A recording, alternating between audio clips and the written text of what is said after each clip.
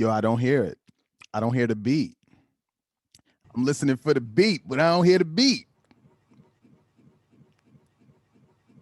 I don't hear the beat either, son. Damn.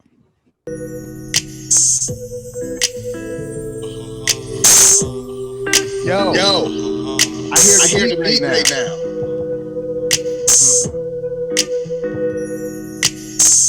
I also hear that double duplication.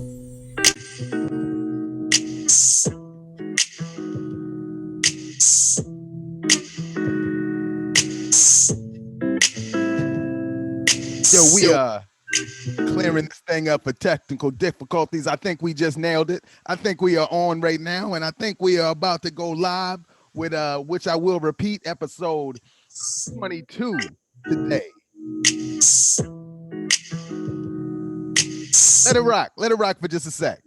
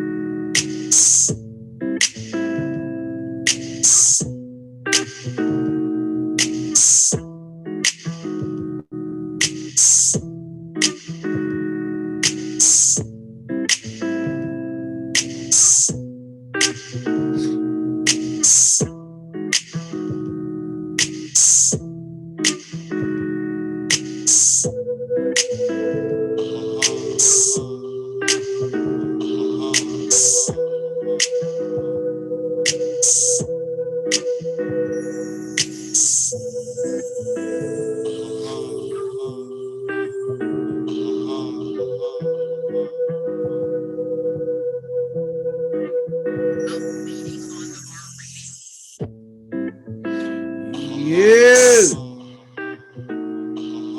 We here? Yes, sir. Yes, sir.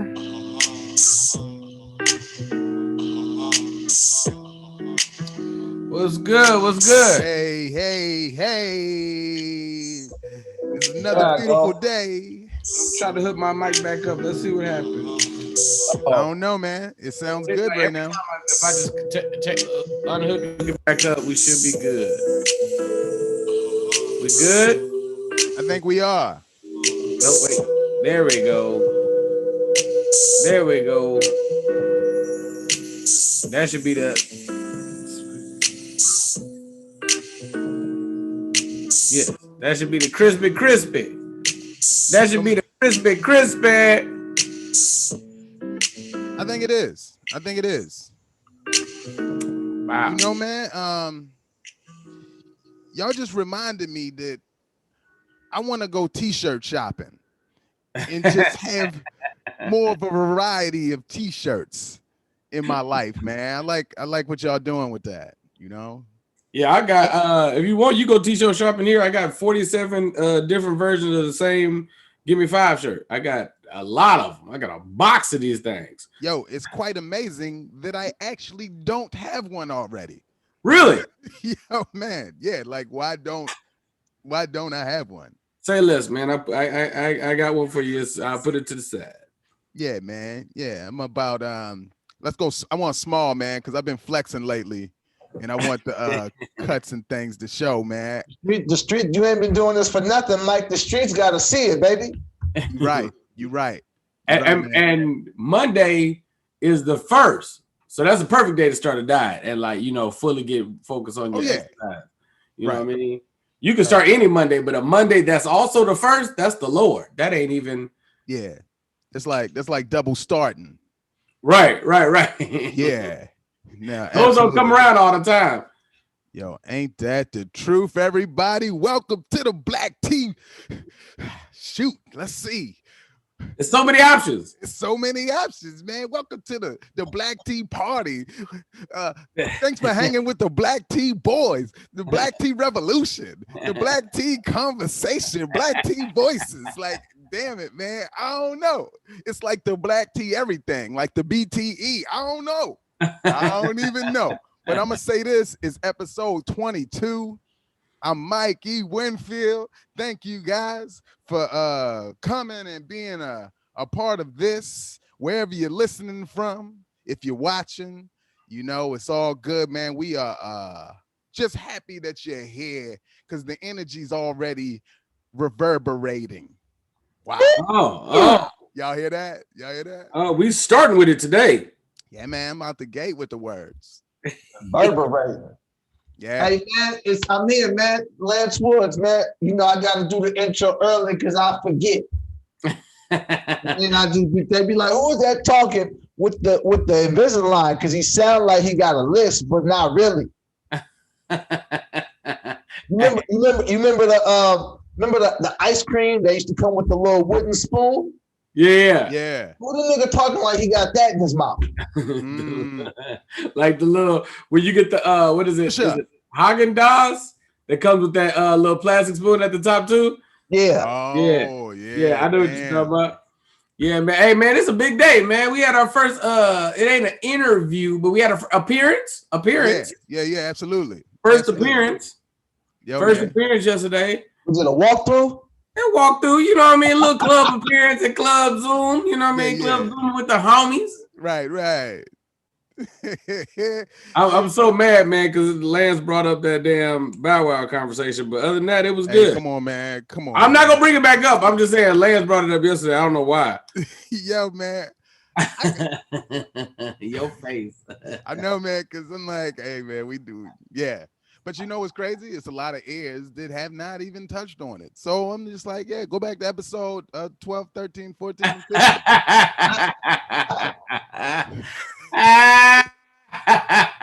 Is that many? It was that long ago and that many. Yeah, I'm telling you, man.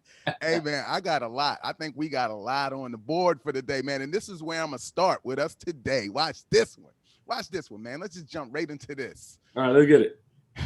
Kyrie said that they should change the logo to Kobe. What do y'all think? What image of Kobe? The afro?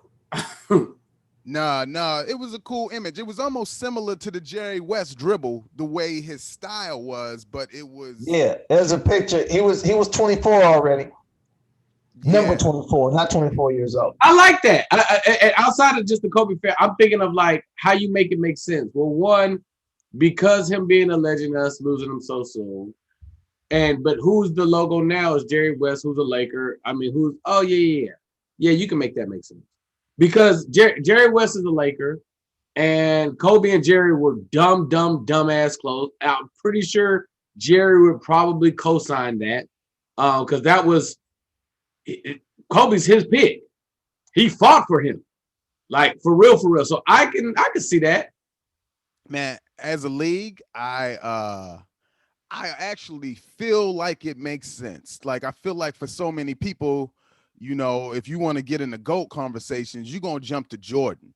I feel like that's always gonna be something. But man, the way the world has turned and under the circumstances, I feel like maybe only Kobe makes sense right now. And we're talking about one logo for the entire league. You know, that's a great approach too. But man, it's like it's time for an upgrade in each arena.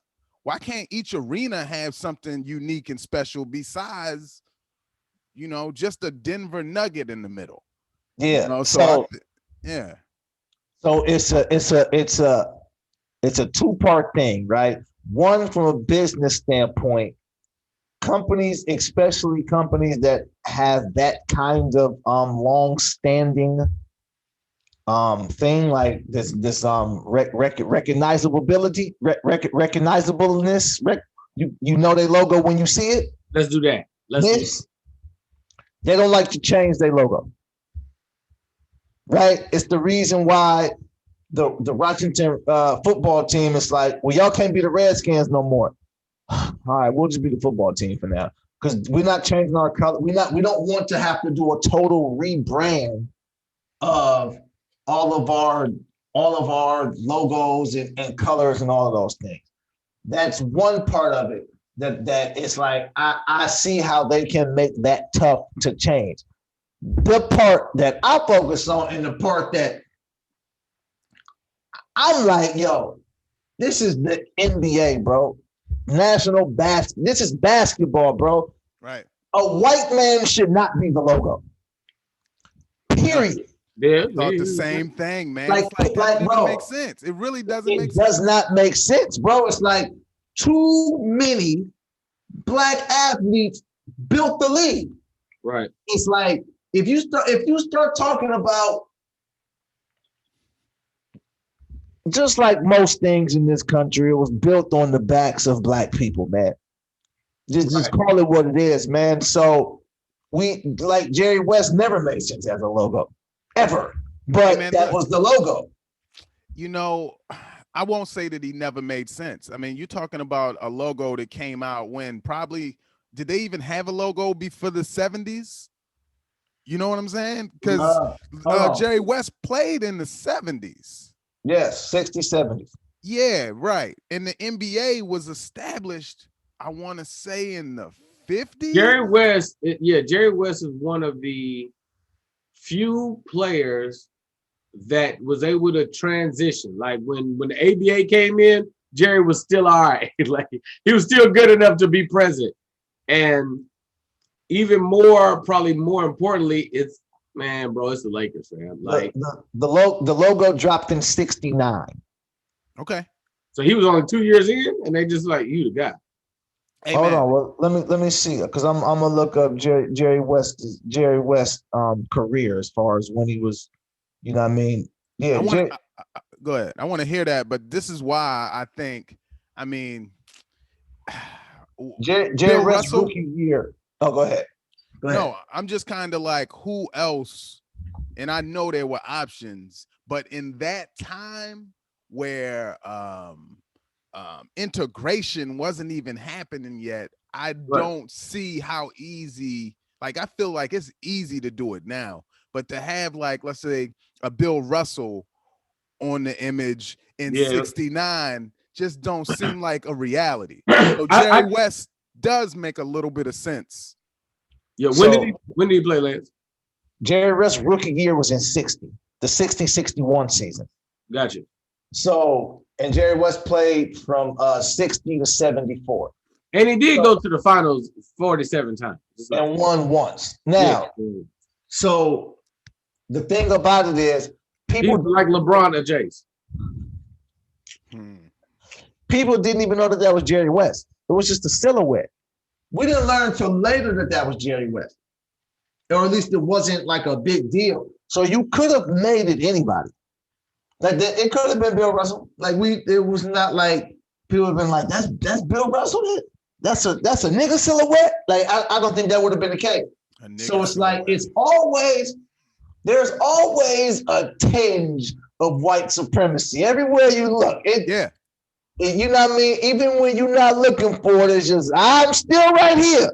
It's like there is not an argument that makes sense for Jerry West to be the logo. It just does not make currently. Yes. Definitely not currently. You know what's funny, man? Lance, when you said it, it just hit me like there's white supremacy that we know for a fact is on purpose, right? But some of it, I wonder how much white supremacy is happenstance, right? I would even linger into the world of maybe the majority of it, like the majority. I would say like white people making stuff white because white make them comfortable, as opposed to the prison industrial complex, which we know what that is about, right? Like in this situation, white people run the NBA. It's probably all white owners, probably all white coaches, It was predominantly white players. These niggas just got here. You know what I mean? It's just like, oh yeah, you know, Jared's going to the finals consistently and losing. It's just like, oh yeah, but he's clearly the face of the league. Like even not knowing, like now, and I'm willing to bet that the NBA's identity doesn't come to really post Mike, because I bet that they were going to lean into more of a direction of the NFL, like it's about the shield and blah, blah, blah, blah, blah. The NBA is so player focused. It's like, it's all about the players, and they found loopholes within that to like make it to lean into the positive, right? The negative, if I'm the NFL watching this happen, what's good and what's bad about the NBA? The bad thing about the NBA is if you make the players the focus, then it gives them a lot of power. White people gotta keep the power away from the niggas. And it's like, also right next to that, it's like, as a corporation, how much power do we have, right? But right next to that is me observing it, like when I saw yesterday, I believe it was, Rachel Nichols did an interview with John Wall, and she talked to him like for half the interview about the stuff that was going on in Houston, him feeding families and so on and so forth, right? Like anybody that's paying attention, Steph is when the pandemic started, Steph had said he was going to feed like 1,000 families or something like that. And it never, like they thought it was going to be a few months, and it never stopped. So it's like, so he's feeling like he's gave out like 15 million meals or something like that, like way more than they anticipated. And you can do that with the NBA because the players are so centered. Like we know Marshawn give back. We know that NFL players do it, but they don't get the look that NBA players do because it's something that the NBA has incorporated into their branding. So like back to what you were saying, like the Kobe thing makes sense to me because branding wise, we know that y'all player focused. There is not a player that we have. There's not a person in the NBA that we have lost that has impacted more than what Kobe than how the Kobe thing feels, and how it ripples through all the players and the Lakers. Like you can make it make sense. Jerry West would okay that. He literally, you know what I mean, plugged the talent. And that's part of the point. I don't give a fuck if Jerry West don't okay it. Right. Fuck with Jerry. Like, look, man. And so a big part about the NBA and how it is was David Stern. Right. Huge. David Stern, because David Stern was involved in the NBA, but he didn't become commissioner until like 84. And David Stern had this plan to make it turn into what it has become. And so you got to go back to the 70s. The 70s, you know, the NBA was on tape delays. Right. I believe it. Like, and I'm talking about playoff games. Like the game happened, and they show it to us 3 hours later. Like it wasn't like that. Mm-hmm. They were saying the NBA was too long. Wait, look at that bite. What's that, bro? You can just take we can see you, nigga. Yeah, man, look at that. That look nasty. He said that thing look nasty. No, I mean look mad delicious. Oh, mad delicious. I thought you seen vegetables. Like that shit look nasty. I know what's in there, Mike. So man, there's this. I don't like to promote like that, but it's some field roast vegan sausage.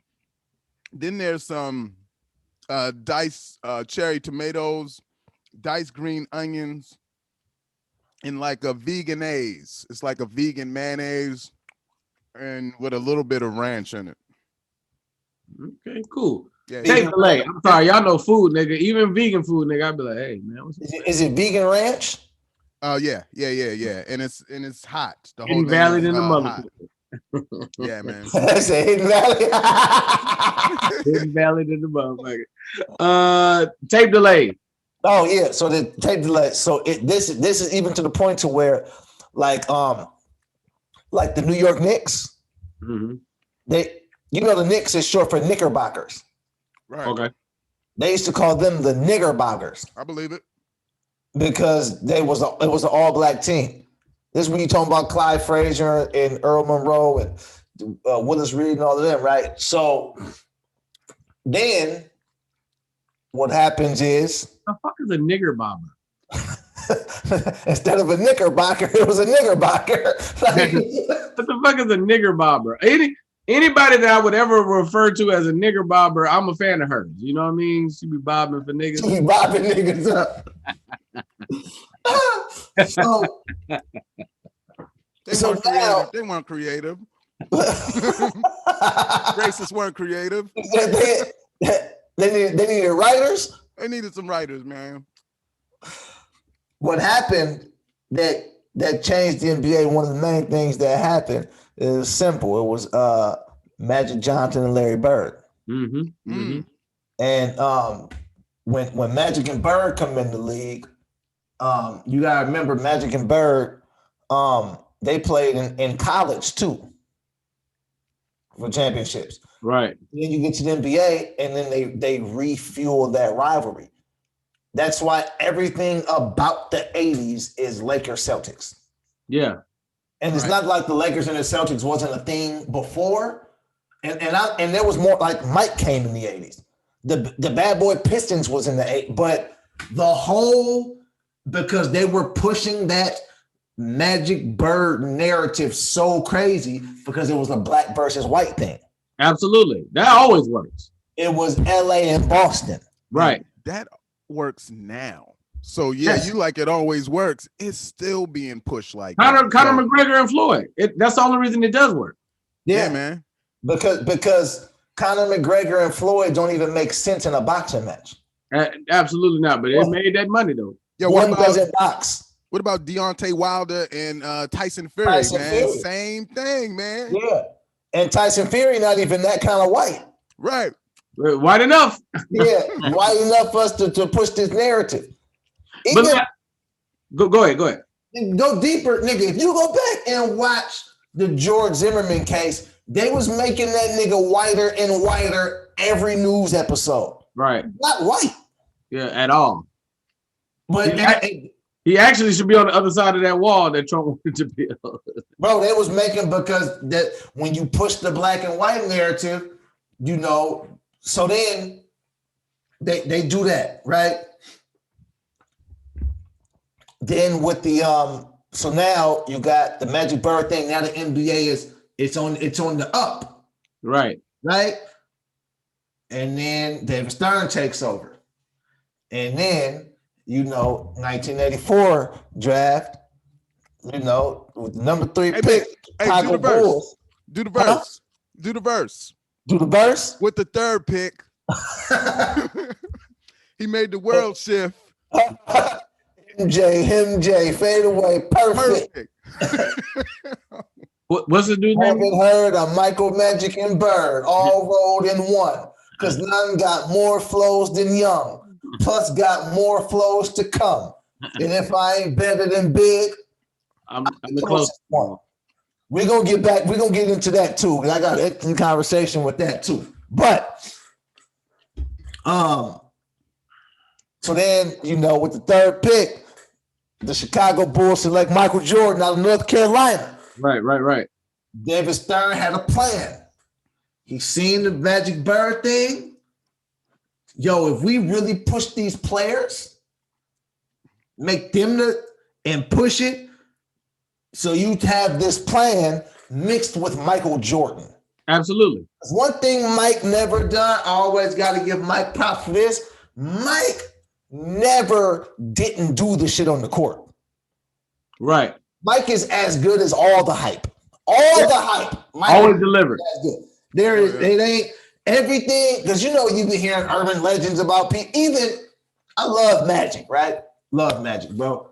You go back and look at Magic Johnson, you're like, oh yeah, no, that was working back then. Right. Like right now, I don't know what Magic could be doing. Or you look at some of the stuff and be like, oh, okay, what they say happened didn't exactly happen like that. Hey man, no, you're wrong. You put Magic Johnson on the court today, he's not gonna play the way he played in the 80s. He's gonna adjust to this game. He's gonna have fewer hand checks. He's gonna have all the genius and the smartness. He's gonna be 6'8" that and he had. above. He's going to adjust, man. He'll probably change his body and not even be a Ben Simmons, man. I agree with you, right? I'm talking about with no adjustment. No adjustment. This is You what we put saw. Michael, you drop Michael Jordan off right now. Oh yeah, No adjustment. he dominates. Don't change nothing. Do all the shit you was doing back then. Hey man, man, look, I'm gonna get destroyed for this, but Spider. He's Donovan Mitchell. Donovan Mitchell's starting to show some real potential, man. And I don't know if it's championship potential. I don't know if it's the mentality, but the on-court swag and win games and make the big shot. Yo, you're talking about 4 seasons. Oh, I want to know what are you gonna get killed for? You feel like you was gonna say something controversial and you ain't say nothing controversial. Hey man, they always want to compare people to Jordan. Okay, there we go. And athleticism, man, it's like he's someone that's in that direction. He got to be a better defender for them conversations to keep going. But in today's NBA with 0 defense, who's locking anybody down? Lonzo and good on offense. This the thing about the NBA right now, right? And this is why, and I'll be saying this, and I promise y'all, I'm not joking. Like, it's gonna sound crazy, but I am not joking. If you drop off 1988 Michael Jordan, he's averaging 45 points in this NBA. That's not that weird. That don't sound crazy at all. No, not when James Harden's doing the numbers he's doing. But are they winning the championship? Well, they didn't win in '88 with the Bulls, so I don't know, because championship it'd be a lot of stuff involved in that. But this is the thing, though. So now you're telling me you can't hand check? Yeah. So you can't touch anybody, and I get to travel.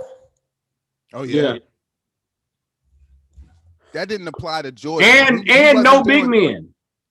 And no big men at the basket. So when I go to the basket, it's Draymond Green's there. Wait, I don't want to miss something you said. You guys, I'm not trying to be the white savior, but I want to have a conversation so I can be like so we could like flush it out. So I said the thing about Jerry saying it was okay, right? And we said it doesn't matter.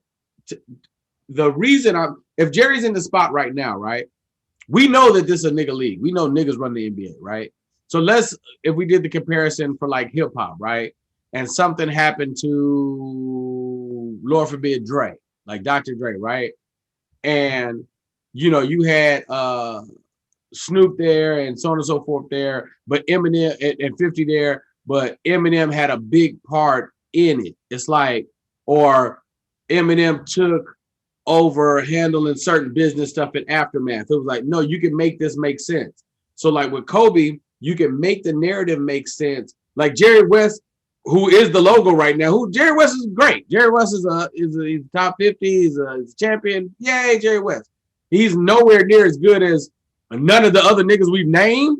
So it's just like, all right, cool. 1, Laker Lord. 2, he chose him. 3, he argued for him. He literally got rid of Eddie Jones. Like all the bold ass moves. Like, and we have felt Jerry's impact throughout the league outside of him being a player, right? So it's like all the Lakers shit, the Kobe Shaq shit. Then this nigga goes to Golden State and changes it again because he tells them niggas to keep Steph and get rid of Monte. It's like, nah, niggas, like Jerry's really important to the league. And we can make an argument in the same breath where it should have probably been Mike a while ago. But once again, Mike can draw the narrative like, no, yeah, Kobe, that makes sense. I would absolutely give, like Mike would also give the blessing, like, yeah, as opposed to y'all can see my leg. Yo, they going, I'm doing the. But see, I don't know if Mike would give the blessing, man. This is a guy. Yo, Mike is the ultimate competitor, man. He's about his billions, and he's like, well, let's have the discussion. Yeah. And if you guys convince me, maybe then. I think.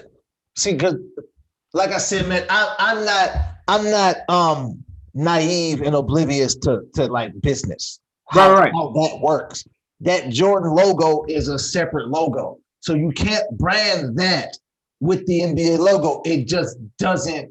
It would have to be a business thing. Now, what they did do, it don't have to be the Jordan logo though, but keep going. I know, but because you know what I mean, it don't have to be the Jordan logo.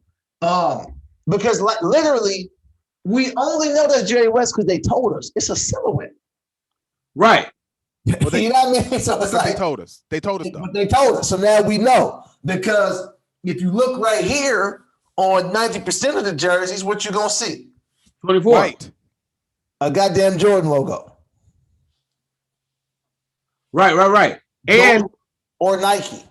And a 24. Yeah. Some teams got the 24, but they because now they do the branding on the jersey. So you got the Jordan logo. You got Wish. You got Amazon Prime on this bitch. Yeah, they look like race car driving cars or something, man. Yeah, they got but it's business. You know what I mean? Like business is gonna do what business do. That's why we don't fucking like business. That's why we in the show business and we like the show.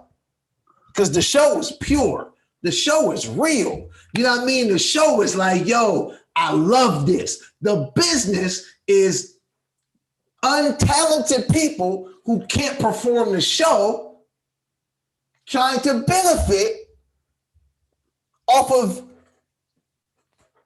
fucking the talent. You told zero lies.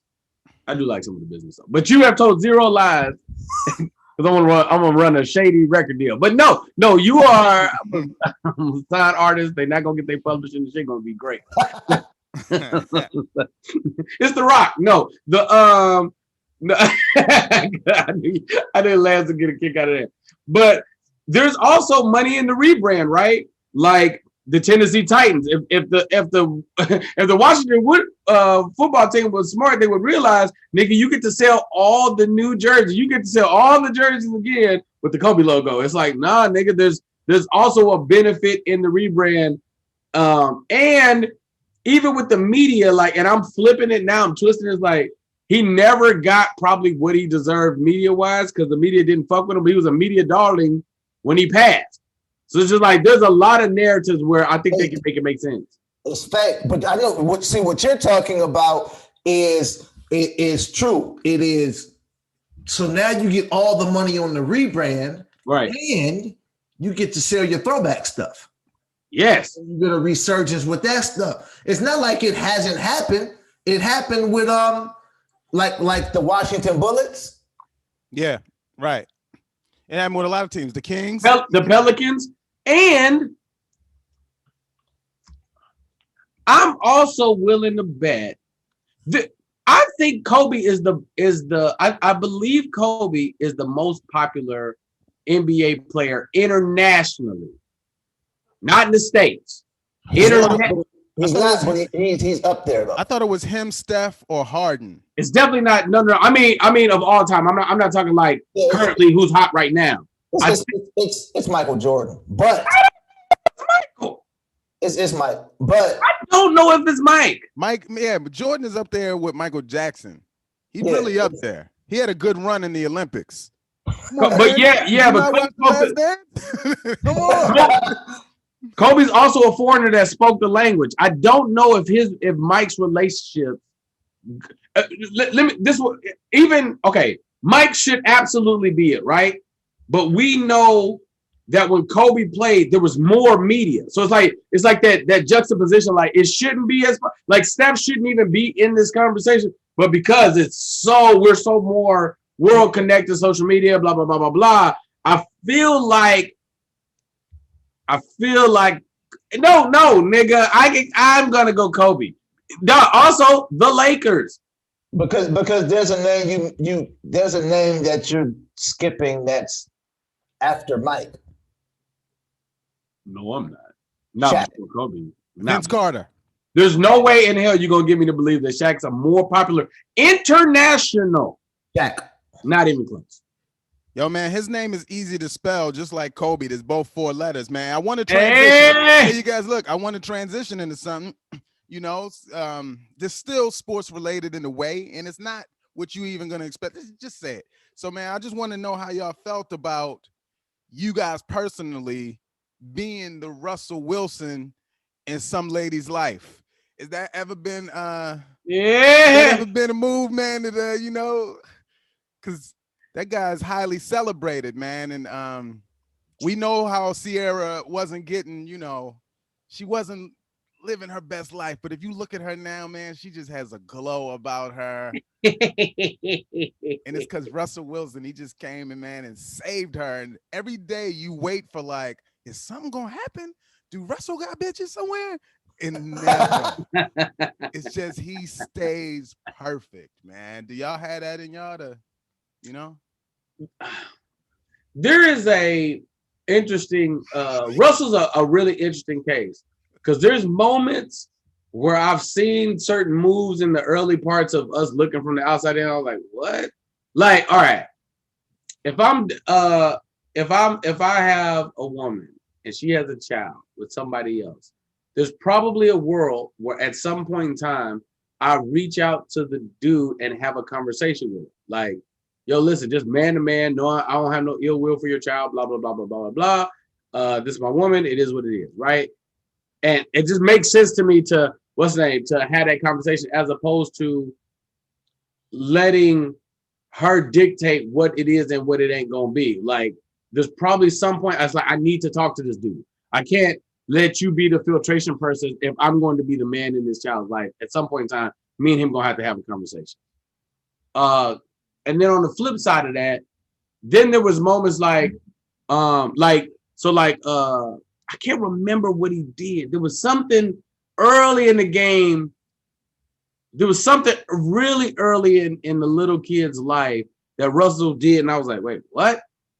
And then go ahead. You talking about the pictures? He was taking was it the pictures? with him, about the and pictures. he was hugging him and holding him, and he was, probably that. Yeah, it might have been something like that. But then on the flip, when Ciara's stressing about the money and the child support and so on and so forth, and Russell, he didn't do it till after he got the big contract. First of all, he got that big ass contract, and he was like, "Hey, bro, we don't need your money, man. We good over here. Like, don't stress her. Don't stress my woman out with this shit no more. Like, keep your rapper bread, man. We're good." Like, that's probably every baby daddy's dream. Absolutely. Like, yo, we don't need the child support. What? Especially because Future got 6 of them things or 7 of them things. Absolutely. Yeah. He be talking to his other baby mamas. Hey, man, y'all need to get y'all shit together. Look what she did. Find a Russell.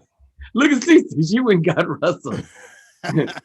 But Mike, I ain't gonna even hold you. I honestly like being that dude in chicks' life. Like, I like being the nigga that I was here I fixed it. I'm not gonna stay.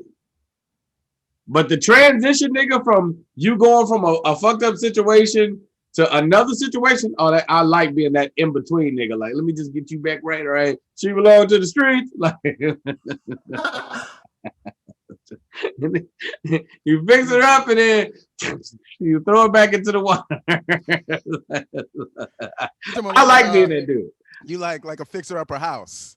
Yeah, like the little I don't want to live in this house. I would never live in this neighborhood, but it's gonna sell for better after you put the work in. Like, I would never live in this neighborhood. The grass is weird. This shit, yuck. But you made it look nice. You trimmed it up. You fixed it. I had a good time while I was here. I stayed for that year. Right. Added on a shed. Yeah, man. Like, you did all types of improvements. I was just here to flip. I'm not really gonna drive this. Like, I'm gonna drive this car around just to make sure it runs. But yeah, this car been for sale. Lance, good. The check engine light is off. My job here is done. Make sure you keep the oil changed. You see the problem now. Make sure you keep up with the maintenance. Look how bald your tires was. Now look. Oh, but hey, Lance, when I tell you that's the best flirt with a woman, you walk to her and she at the gas station, but hey, you're tired. You should probably change this to that do it. You that be the you one. In there. Really? Yo, then what you say after that? Is that you just close the deal right there? You know, you start talking about someone else because you don't really give a fuck about them tires. You But just man, trying to. you can't be at the pump that long, man, because you're gonna hear your car go click click over there, you know. Because you only And then put it's like, $5 damn, in. should I walk back and get the pump? So it's like, man, at that point, you got to make a move after the ball tires reference. Right. But so I'm like, or do y'all just talk for a long time and hold up all the pumps? I'm just wondering, like, what's the next move, man? People are listening. They want to know how to close the deal. You, When they you establish contact, you get the fuck out of there. This ain't a conversation for right here. You don't want to talk about these tires too long. You just trying to show her the nigga in her life ain't shit without calling that nigga ain't shit because that's lame. Okay, I got you. So you just moved on and didn't exchange anything. Just get And the you number. just like, if I see her again, it was meant to be. No, you get the contact. You get the number, DM, whatever. I personally like Instagram. I'm way quicker on the DM than I am on the text. So I just be like, oh, let me follow you on some shit. And I go check out her life. And I slide on in. Boom. That's it. I'm out of there. Yeah. Okay. Lance, don't act like we didn't, nigga. Russell Wilson, that's you, nigga. Talk about it. Yeah, you saw him avoiding it though. You saw Yeah, him he trying to avoid it, nigga. Yo, he was still tagging your joke. He just kept tagging your joke. Nigga muted his mic, nigga. Look at this. Come back. Come on, man. No, You nigga, so look, this is full tell us about the time you was very nice to a woman. No, listen, this is full disclosure, right? It's two. Tell us how you love these hoes, nigga. Yo. No, it's two parts to it, right? So one, I heard BT's response. As Mike was explaining the scenario, I had got a phone call, so I had like muted my mic and turned the volume down a little bit. So I was like trying to take this phone call and see if this was something important. And then when I got back, BT was like, I mean, Russell did some lame shit. I was like,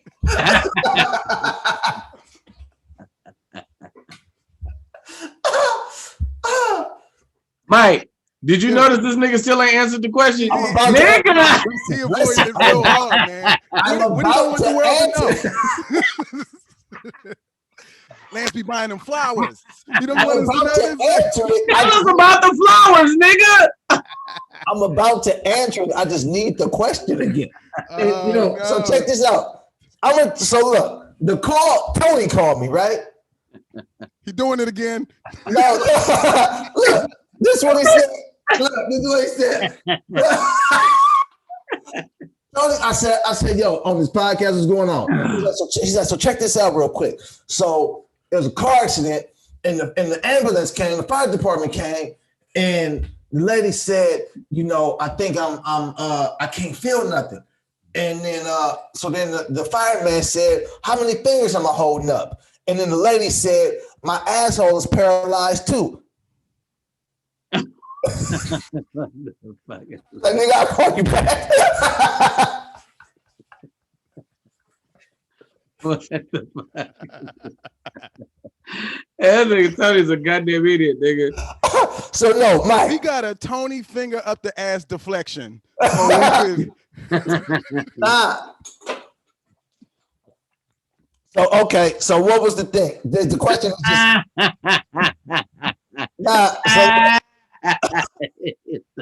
the question is like, what's the lamest shit you done did? No, nigga. The question is, what does it feel like to have been a Russell Wilson in some woman's life?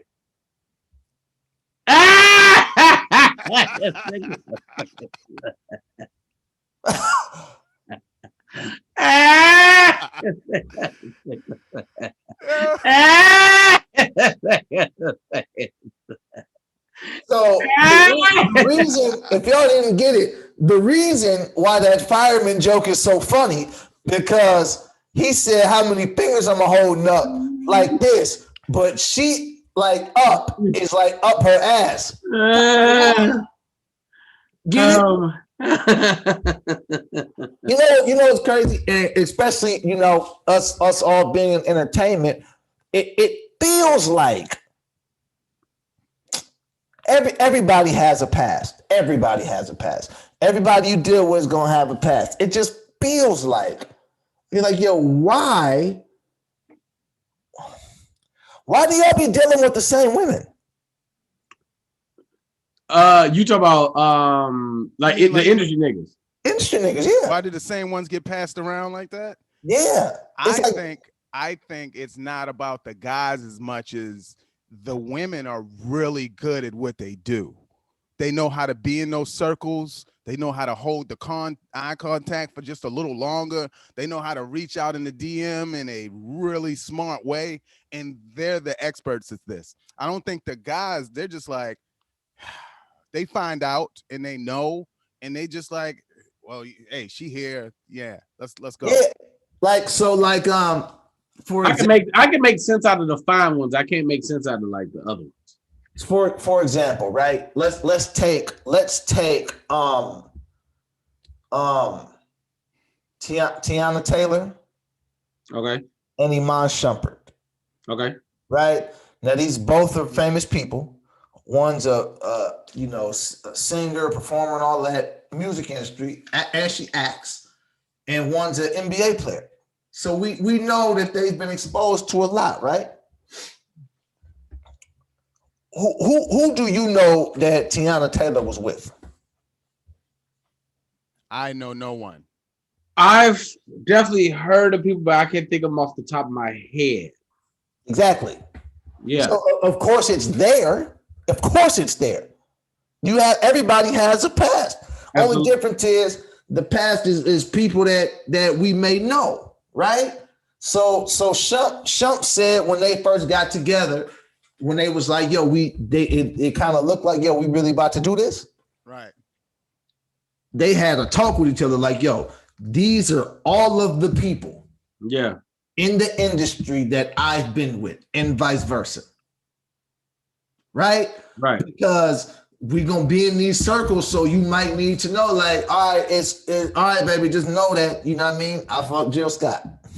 Like, if you nobody fucked Jill Scott but me. All right, let's just relax. You know what I mean? In my memory. Hey, baby, I was signed to the Neptune, so you know what I mean, I sucked Pharrell's dick once. Like, whatever the case is. And he was doing this shit the whole time. It was weirding me out, but he was with a dumbass hat on, with a Smokey Robinson hat on. Yeah, Pusha T hit it from the back, and whatever the case, right?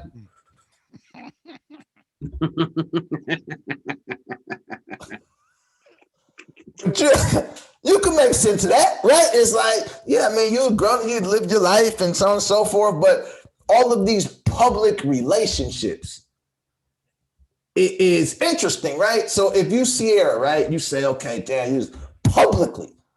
Yeah, no, and wait, before you keep going, somebody in the chat, we normally don't even address this, but I looked down, it was like, Sierra hasn't been passed around. Keep going. So these are Sierra's public relationships. This is what I'm thinking or Googling, right? We know that Sierra was with legendary hip hop artists like Bow Wow,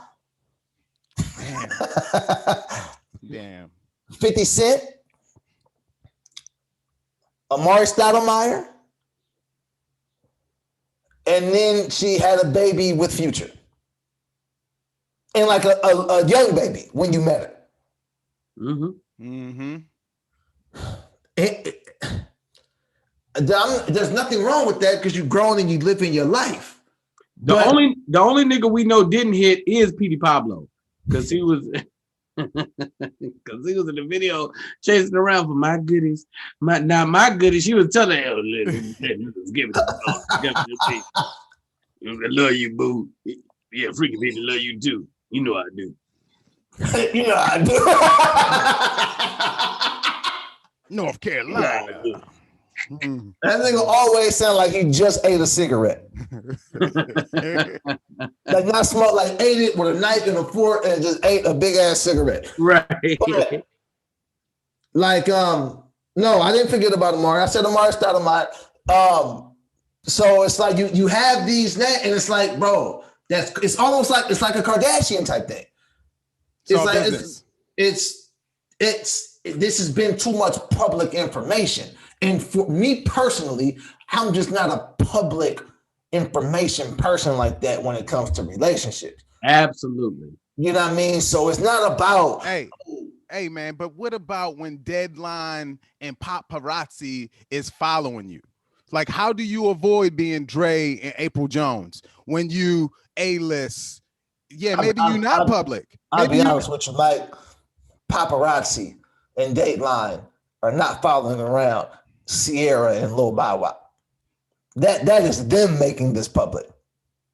I know that happens also. They not following around Sierra. At the time, they might have been following around Bow Wow because Bow Wow has a list. Yo, man, look, they be at the events. If you out at the events and you there holding hands with the person you with, you don't have to be being followed. And yes, yeah, you are putting it out there, but yeah, you're being seen. So, hey. I am very anti. I guess if you celebrities and y'all want to do that, let me tell you what I would prefer. I'd rather a chick I know she had fucked a bunch of dudes than she had a list of boyfriends. I don't like that shit, bro. I don't like you gotta every couple months your IG profile picture change. When God puts the right person in your life, I'm like, again, bitch. What happened to the last dude and the dude before that and the dude before that? Yeah, man. Like confessing your love all the time to some other dude. I don't want to show up to your mama's house for the barbecue and it's 9 prom pictures because niggas just love you. Because I don't have a problem with women owning their sexuality and living your life. I don't even have a problem with probably one of the things I see people criticize Kim all the time. One of the things that people don't know about, I feel like Kim might be cool as fuck. That just might be all the circus shit might be one part, but there got to be a certain standard of niggas just hanging with her. That's just man, this is all right. So it's I feel like there's a weird balance, but man, I don't know, bro. Even going out, like you said, Mike, to the spots holding hands, that's putting it out for public perception. I be in rooms with chicks I be fucking all the time. Hey man, nobody knows. If she's one of the ones that posts all those things you said, they made the change. Finally, this is the one. You just got to know who you're dealing with. And that's who you're dealing with. Because as soon as y'all get together, you're going to be the one that she makes the new message about. No, she not. Yeah, she is. She going to post it. Not. How she going to give me the picture? Every time she going to snap that bitch, I'm going to drop out the frame. My shoes untied. It's going to be your shoulder in her story then. Okay? Hey, she going to tag it too. Because I've been a part of this, right? I've been with a chick who likes to post on the internet. And I'm like, bro, you got because this be one of the main things too, and this is just my experience, and what I've noticed is a lot of women, a lot of people who get on the internet and post those long ass soliloquies and diatribes about their love for you won't tell you that to your face. Right. It's you won't come in the house and just look me in my face and tell me just how much I mean to you and how I'm the earth and the moon and stuff. You won't say that to me, but you'll get online and post all that shit. So you're really not saying that for me. You're saying that for them. You want them to know that you have somebody. Absolutely. And you want them to know that the somebody you have is somewhat of a certain caliber. Yo, absolutely. That's where I'm circling back to, especially because of who we are. They want that picture out there. And absolutely. You know how hard it is, man, to be like, no.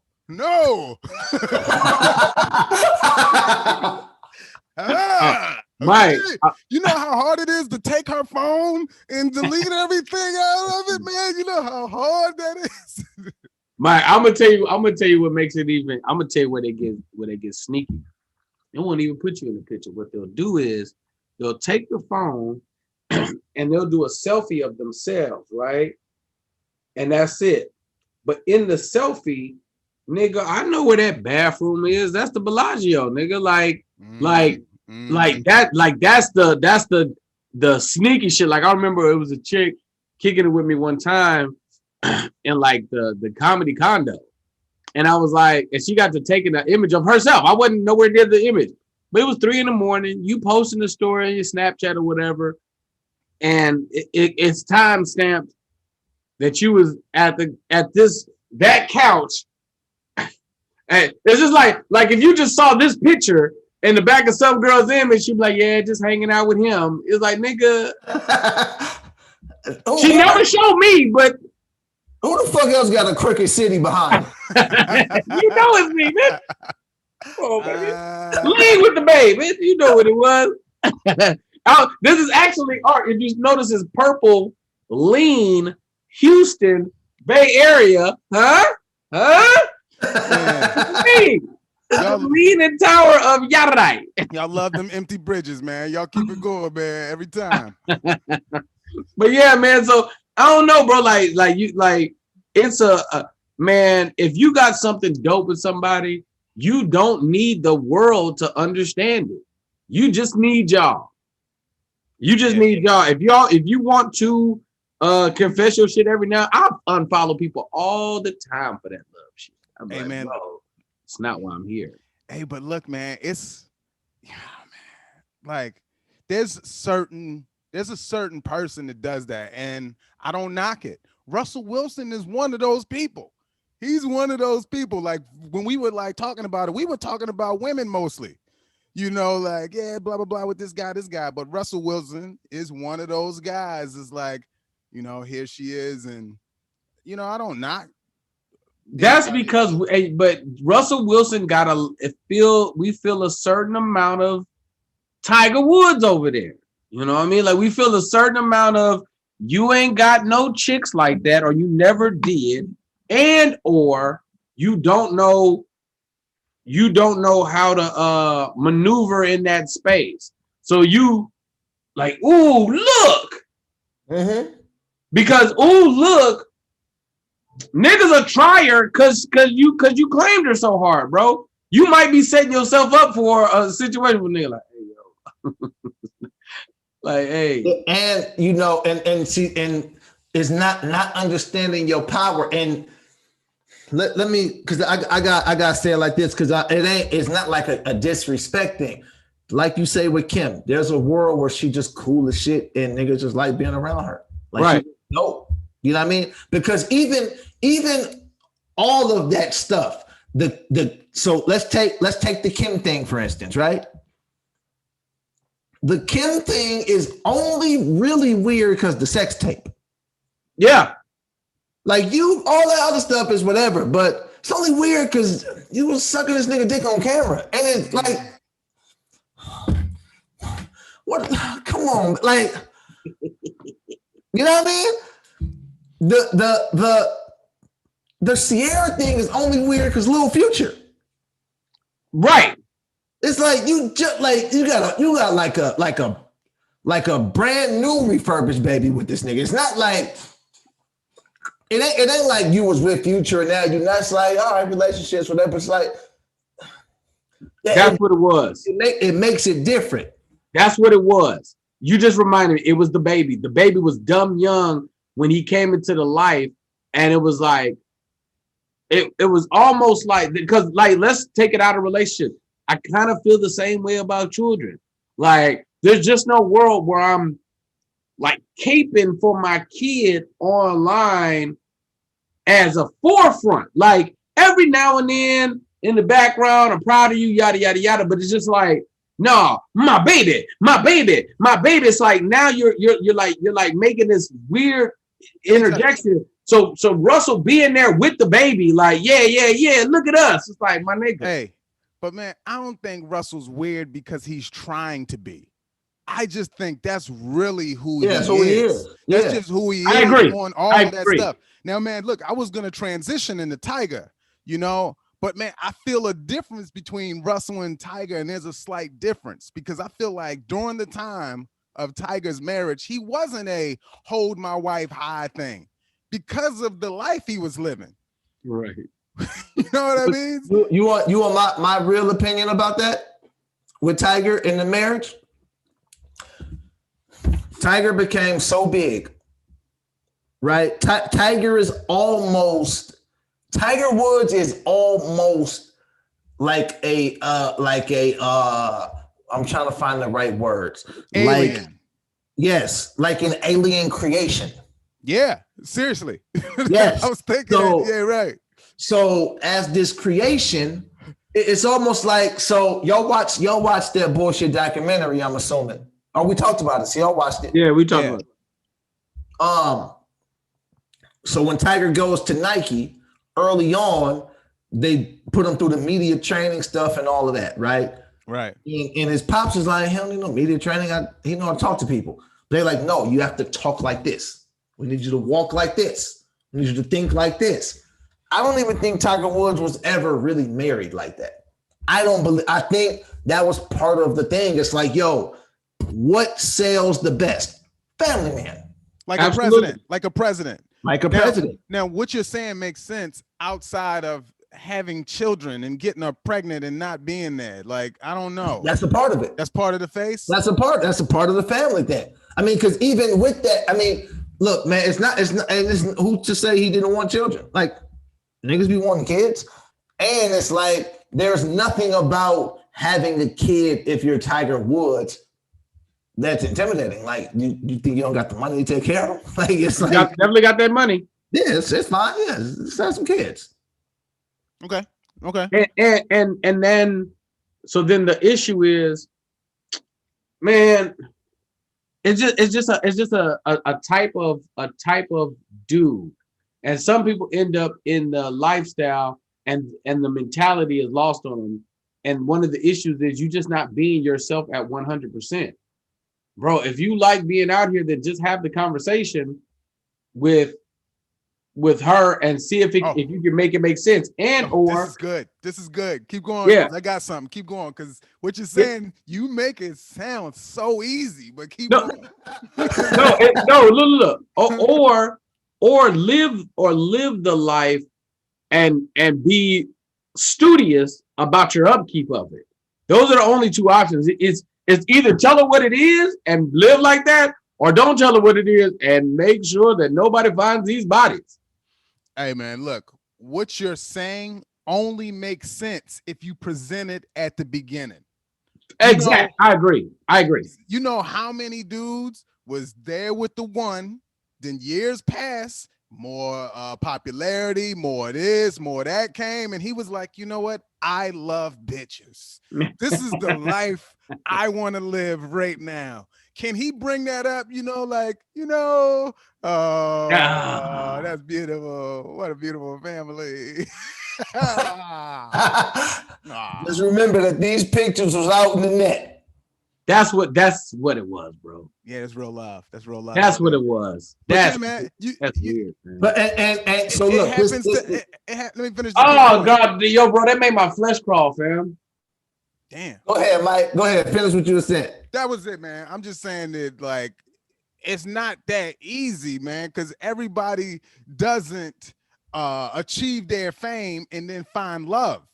You know, there's certain orders in different people's lives. So for Tiger, I don't know if the whole thing was a face, a facade of like whatever, I do believe in him being an alien creation, but I think like maybe he just wasn't that big. Like he became, he just kept going. It never stopped.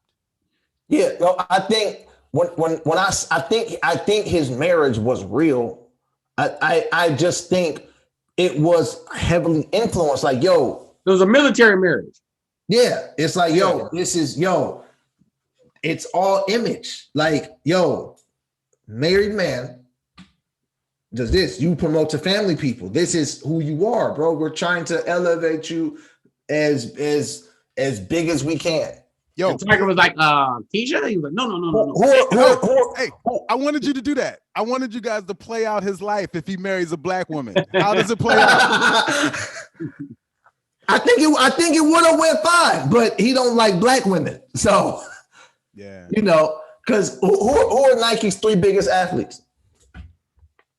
LeBron, Jordan, and Tiger. And Christian Ronaldo. And Serena. He said 3. He said 3. I feel comfortable saying, at least in the States, Mike, LeBron, Tiger, Okay. Mary Jung, Mary Jung, Mary Jung. Yeah. Yo, that's the reason I celebrate LeBron more than anything. The fact that he's laid it out so well. He don't got these hiccups in the streets, and he's LeBron. Like even Jay-Z is like 444. You know what I mean? Like even Jay-Z. Bro, what's so crazy is what song, Mike, was that we was listening to the other day? That's when exactly he was, it. That's 4. No, is that 444? It's 444 on the 444 album. Yeah. Okay, got you. Right. That's hey man.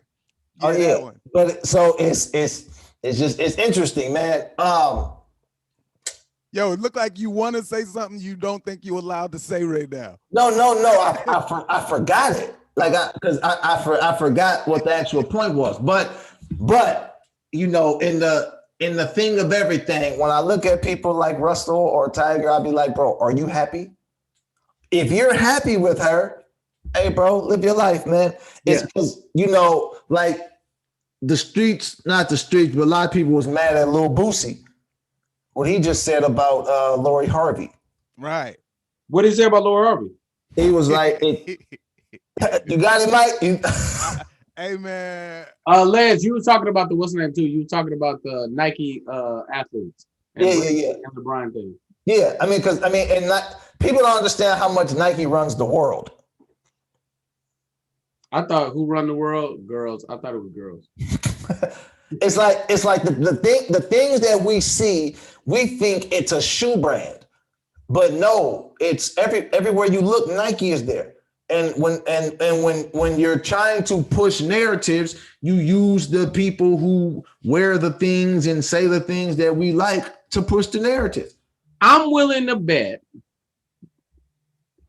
Wow, bro, we in the matrix. I got the comment too when we get there. I'm willing to bet that I'm almost positive when I'm playing NBA 2K that there are some things that come up, like as you choose your personality traits, give or take what endorsements you get, and you have to have a certain combination of personality traits to sign with Nike. Dead ass. Bro, the game's so interactive.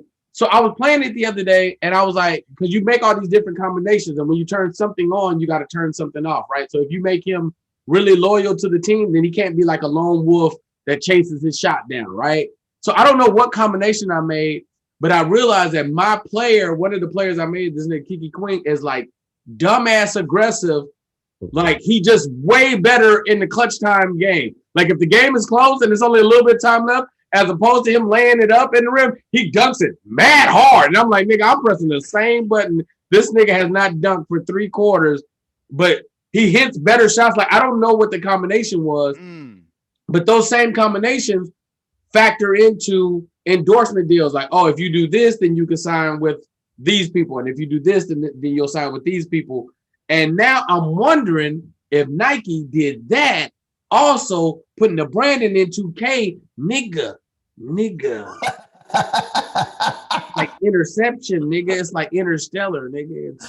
Hey, bro. Hey, the one thing I've learned just from looking at how things go is these brands and these things are not places accidentally. Like when it was that controversy about a Starbucks cup on the Game of Thrones episode, that was not a mistake. Oh, yeah. It was not like, oh, we just happen to have a cup there. Like, no, there's a reason why in Black Panther they was driving a Lexus. It's a reason for that. Oh, yeah. Absolutely. Iron Man, I know for a fact Audi had the Iron Man deal for years. That was like one of the first sponsors. Yo, here's Little Boosie's comments. He said that Michael B. Jordan was a simp for dealing with Lori Harvey we're talking about. And he said Lori Harvey for running through men in the entertainment industry and suggested that Lori only is dating Michael B. Jordan because she couldn't stay with, quote, street men.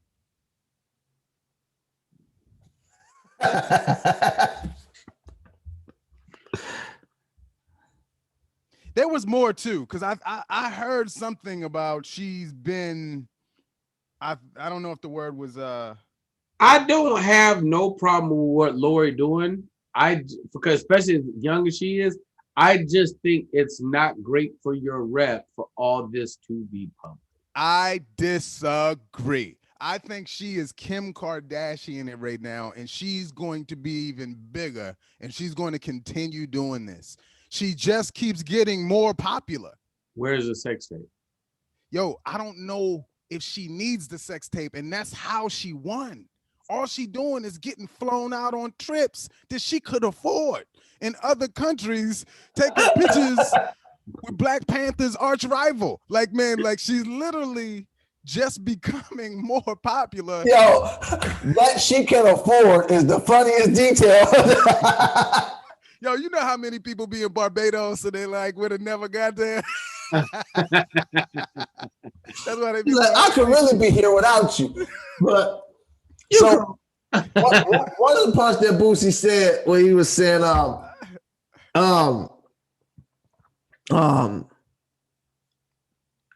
it would have to be a simp like Michael B. Jordan that would actually take her serious. But I think that's the key part, actually. That's the conversation right there. Yeah. Now, listen, man. Once again, the Lori Harvey thing is like, I mean, that's kind of how it works. It's just public. I don't know. I very rarely disagree with Boosie. I think he's missing the mark on this one. I think he's missing the mark on this one. Because, see, this is the thing I always get lost. First of all, one of the issues is always time. It's like how much time has passed. But Lori, it doesn't feel like it's been that much time for the track of people. So it's like, all right, you're saying that Mike's a simp because he's taking her seriously, but like, what says that Mike's taking her seriously? That's another point I was looking at. It's like that's her boyfriend, just like Trey, I guess was, and Diddy's son, and like, nah, nigga. I know you know Diddy ain't no simp. Diddy is absolutely a street nigga. We know this nigga be slapping people with barbells, and we know Diddy's a real Harlem nigga. So it's like, nah, bro. Why you think ain't nobody ever come? You don't really hear niggas asking for their money back from Puff. It ain't really like, no, nigga, you don't bark up that tree. So it's like, I don't know, bro. It's like I feel like this is her boyfriend, just like the rest of these niggas was her boyfriend. And there's something to be said for this right here. It's the entertainment business. Everything is entertainment. Right. Who says, and this is what I thought about when I first seen it. You remember, we see where Michael B. Jordan is at right now. We see Michael B. Jordan's like the top of Hollywood. Yeah. Right. We talking about black actors. Michael B. Jordan is at the very top of that list. Right? Absolutely.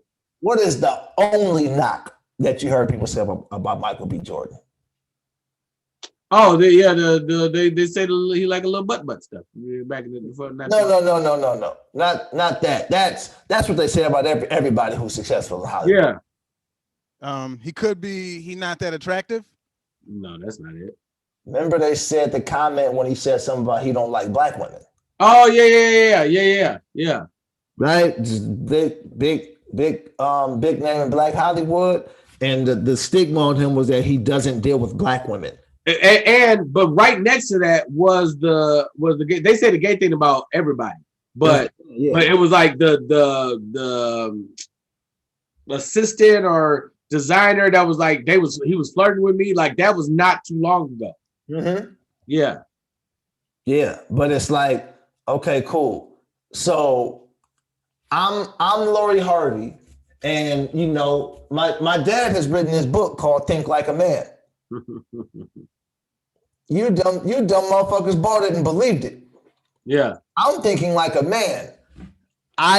Because I don't know what Lori Harvey does as far as entertainment. I do. What? No joke. She gets more popularity and she sells ads. She's like making money off of just posts and ads. So the more popular she gets, that's why I said Kardashian, the more Yeah. money she's gonna make from being the face So, of something. she's a socialite. Yeah. For like, but now socialites have moved digital, so she's a digital socialite. Absolutely. So for her, She's never gonna be Kim. Hey man, she's on her way, and she doesn't Need- get there with pick somebody. She doesn't get there with I don't know. She Well, better call Ray J. He's single. but That's a lateral Oh. move. Future Ray J. Michael B. Michael B. Go ahead, Lance. Go ahead, Lance. I'm saying for her, it makes sense. I need to stay in the news Yeah. because of my business. For Michael B, it makes sense. It's like, yo, she's attractive, she's black, she's known. Look, y'all, I got a black girl. Look, we love each other. We on the boat holding hands. Look how relationship goes. Everybody wins. It's a business. It's absolutely a business. Hey, and let's be honest, man. Hey, let's call a spade a spade. Let's go behind the curtain because we already live there. I don't hate that business. Let's call it a buck. Let's say that I got some movies I'm working on, some stuff I'm trying to pop off, and we know that one of the things that people get close to is either one, scandal, two, beef, or three, a new relationship. Bro, hey, listen, you telling me that me and this chick gonna probably just be getting it in and we just gonna make it public and I didn't already hit a couple times anyway? Yeah, let that story fly. Go ahead, publicist.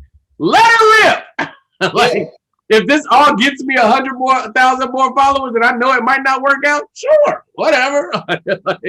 Yeah, that's better. And than or right. let's go another layer down and say, oh, I had a kid with them. They got money, I got money. Victory, like it's fine. like, I can make sense out of all this on some, but I'd be like, I'm with playing the game. Like if my publicist came to me and said, right now, listen, ABT, things are going good, but if you could get with nigga, I'm trying to think of somebody. Nigga, if you could go public with the chick that's playing if you can smash Monica Rambeau, make it happen. I'm like, oh well, let me cue her up. Let me go find her. So man, you gotta do it, or is your agent gonna do that? It I seems think like it's business. I think it's convenient business. Like it might be convenient business by happenstance, right? It might be so convenient where they put y'all in the same space together and just and allow that to happen. And or listen, bro, Michael B. Jordan probably be out here knocking it down. Nikki offered him the box from the stage, fam. Nikki offered him the box from the stage. She was like, shout out to Anna Wintour for this dress, and shout out to Michael B. Jordan because he's gonna be taking it off of me later from the stage at the Grammys. Right. So he's probably out here living, nigga, the sexiest man alive life, nigga. So I'm pretty sure, nigga, I was watching something with Drake the other day, and Drake said he had a crush on the girl from Everybody. He loves everybody. Keep going.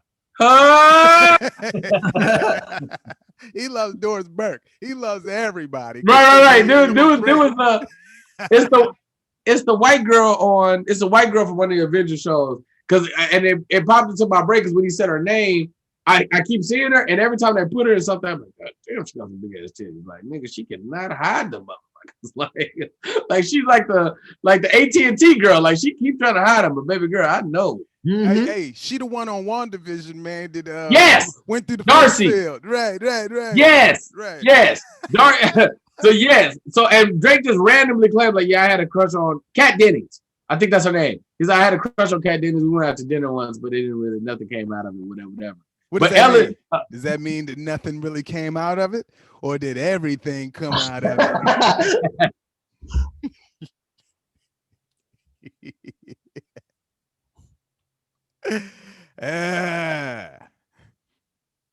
Okay. Oh, he got.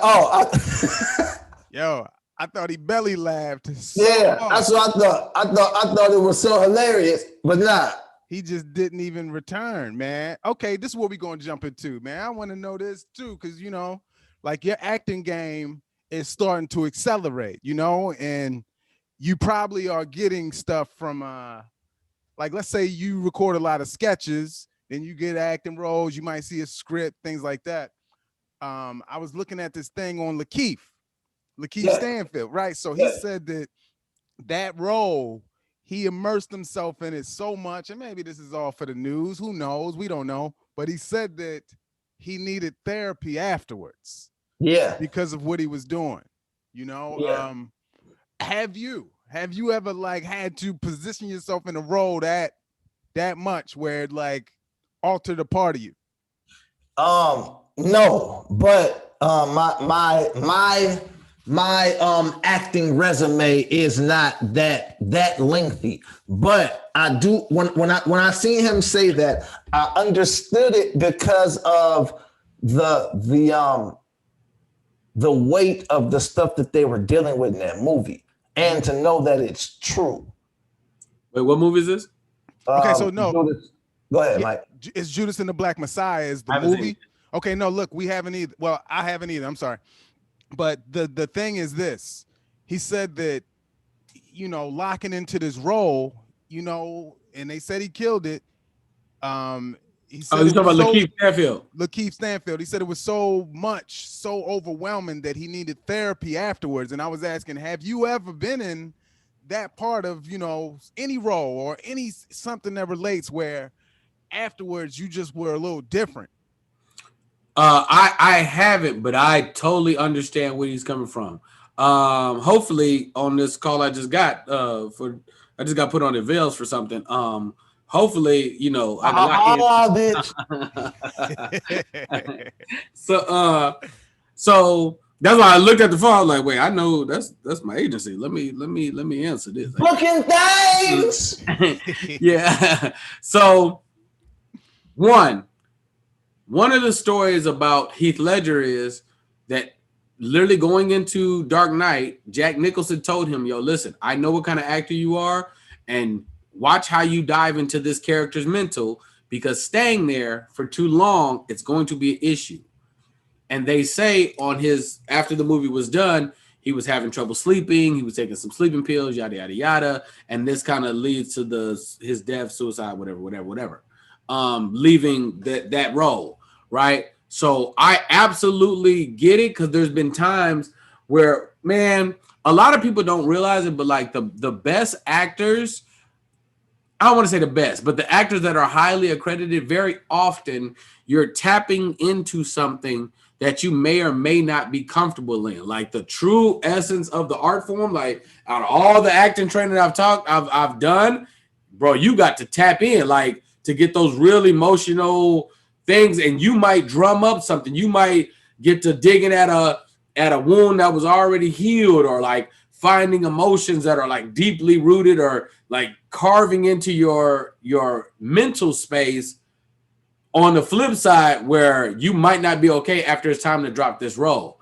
So if you're playing a psychopath, or like in Heath's situation, it was a sociopath, or like a serial killer, it's like, bro, this takes a lot out of you. It's like if you're the really good, highly respected working actors, in the work it takes to get there, it's a lot, bro.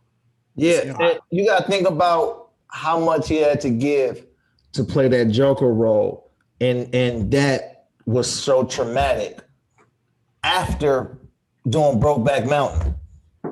Absolutely. So you was a cowboy getting your cheeks clapped, but you got through that. That was all fine. And now you got to destroy Gotham City. That could take a lot out of you. That's a lot. Yeah, that's a lot. Little man love, he was good with that. That, you know what I mean? But that Joker, if he was truly, we saw how he delivered the role. If he was truly in the Joker's mindset, then that could be the issue. So with Lakeith, I haven't seen the movie, but we know what happens. And if he's playing that dude, Like, if he's playing the dude that had to be that guy, and it was just like, no, trying to find the right emotions and trying to tap into something, it's like, man, you get to digging through your soul, bro. And I done been there in acting class where it's like, all right, like, and you see somebody go there, like what you're asking me to go into, or what you're. That's why a lot of actors, man, they be like they being whole on the other side. That's why a lot of times when they be a recluse, like let me just kind of be to myself. But on the other side of it, bro, it'd be a lot. Hey man, have you ever cried in acting class? Yeah, absolutely. Hey man, I brought that up because I didn't know that was more normal than it's not like abnormal to cry in acting class. Often, like that. Yeah, that means you're in a good class. Yeah, man. That. Hey, look, man, I haven't nowhere even close. I shouldn't even have this conversation like that. But when I talk about immersing inside of a role, man, I did this show called it was like an episode of this it was a drama. It was a drama, first of all. It was called Conversations in LA. And it was a 20-minute one take with myself and another character. And when I talk about being so dialed in, and a lot was because of the director and a lot of like the content of it. That's one time where I felt like the closest I've ever got to being lost inside of a role. Like, yo, I'm really a piece of this person. And that's my one and only time where there was an Emmy nomination, and it was in a drama, but that was it. And it's literally called like Conversations in LA. I don't even know where to find this thing, man, but it was like a web. Is it a web series? A web doc series? Anyway, episodes is like 20 to 25 minutes, but they're one take. They call them one takes. And hey, man, I hope I can reach that again one day, but that don't come without like also creating the opportunity to do all that stuff, A lot of times people like the actors get whatever celebrity they get from it, but people don't know the work that goes into doing it. Kind of like the same thing that goes into work of like being a stand-up. Like they don't know what we have to get to like a really dope joke, and they don't know what an actor has to go through to get to like a really amazing like performance, bro. Like I remember this indie movie I did called Muslima. Like it wasn't emotionally tolling on me because like I was a comic in the thing or whatever, but I was also like a Muslim, and I'm not Muslim, so like I had to do like real deep diving on like making sure I don't step on their culture or like make it, what I mean? It's religion, bro. It's like super sensitive, and they are very, very sensitive. Like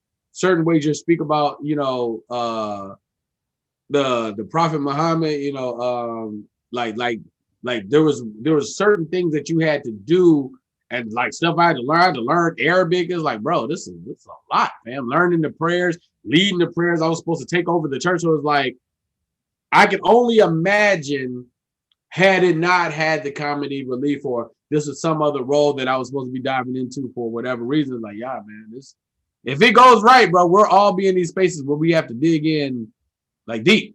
Yo, let me ask you something, man. This is a weird transition, but it's somewhere in the same page. Have you ever, we've all seen Kevin on Kevin Hart, right? Mm-hmm. I'm talking about performing on stage or his specials. Have you seen him? And I'm like, how do you channel this? I've seen him cry multiple times on stage. And you know how we tour, man. We do our jokes, we touring across the country, we feeling our material. But it's like, how do you cry in a bit that you've told on a tour for months? It's like, yo, does he feel it that passionately every time he tells the joke? So you know about the secrets of wrestling? I don't. So like when a wrestler is down, right? When they be like face down, they be like laid out. They'll have a razor and they'll cut themselves when they down. No, you laughing and he dead ass serious. No, they don't. I thought yes, they do. They don't got gel packs. They really cut themselves. No, when they have the forehead bleed, they do like a small. Yeah. So like they'll be laid out, and the contractor be like, "Oh my god, Triple H is down. And he'll be like on the ground, like cutting himself. He'll like, it'll all be like subtle. Like, this nigga will grab the razor out his elbow pad. Yeah. On the ground, be Yeah. cutting himself. He'll kind of like get rid of the razor you don't ever see. Like, this is real, Yo, bro. I'm not gonna sit here and believe that. They don't cut I'm themselves, man. playing with Yo, it. I was 4. I remember, man. I think they got little packages and they hide those in their elbow pads and they splattered on their face. That's Look, with the blood, man. They do not cut their head. look. with no Nah, if you razor. look, you can see the little slit. Like it's a literally because they do it across the brow line because it'll go with the wrinkles. Like it does. I'm dead ass. That ain't true at all. Yeah, that's why wrestlers have long hair, fam. Yo, man. Hey, Mike, listen, Yo. I am dead ass serious. We're dead serious, bro.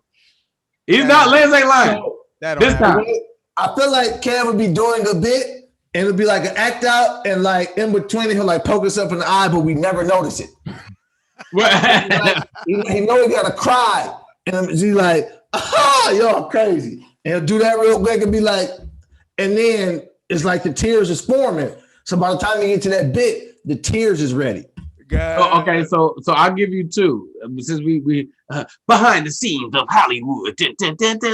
Yeah. Only here on the Black T explosion of the podcasting boys. All right, cool. Yeah. Pause. Side note, that's why explosion was interesting. I was like, Black Tea explosion, like you exploded on a black tea, like. My bad. I was like, I kept thinking the t-shirts was just like a splat, like a crusty. Yo, what if we just exploding on the game? There's that. Even Black Tea Party said I was lit. I was like, Black Tea Party feels like Tea Party. And I was like, oh, now we don't agree with those views. I feel like we're gonna drum up some viewership. They're gonna come in here, we're gonna talk about how white supremacy ain't shit. They're gonna be like, oh, wait a minute. Change the channel. But no, so inside Hollywood, right? You got a scene you're supposed to cry in, right? Hey man, anybody listening to this, don't tell nobody, all right? Because we still use this. You either you take an onion, rub the onion on the inside of your hand, or even cut a little piece of it and put it in your pocket, right? You can do it with an onion, you can do it with alcohol. I think ammonia is a little harder. Alcohol or onion, right? And then when it's time for the scene, you just do like this. You rub the onion in your eyes. No, it's good. It's good. And you either can hold the onion like literally right here, and you're breathing it in. So you keep just touching your nose, like really on the other person's coverage, so you can drum, so they can get to drumming up, or you just touch the inside of your eyes with the alcohol. Oh, wow. That's incredible. Yeah, man. I'll be here. I'll be here all week. Yo, man. Look, I'm not gonna mention the actor I saw do this, and maybe I even told the story publicly, but I just don't feel like it. But I witnessed this happen on an emotional scene I was in, and I just got caught watching because I couldn't believe it was happening in front of me. What the actor did was in between the take, when it was time to, that scene, the actor was like, hey, to somebody else on the side, let me get your phone, right? Took the person's phone, went to YouTube, found their favorite song. It just happened to be Tupac's Changes. It was like, the changes. Gave the phone back, was like, action. And then was like, balling. And man, like, I do none of my lines right that time because I was like, yo, what the fuck just happened, man? Yo, it was right in front of me. It was wow. And I was like, yo, man, I always wondered, like, how are different methods of channeling, emotion?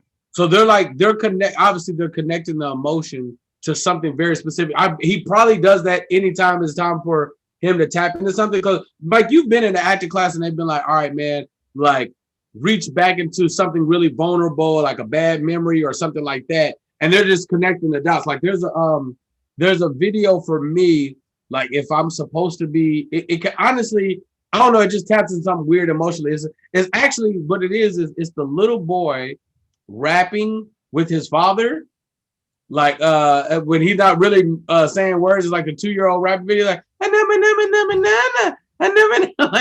Like if I'm supposed to be, anytime I've had to play a parent, like I keep going back to that song because that video, for whatever reason, it just channels something like a joyous energy of like, oh yeah, kids are great. You know what I mean? Because I don't really be having kids around me like that. Fucking kids.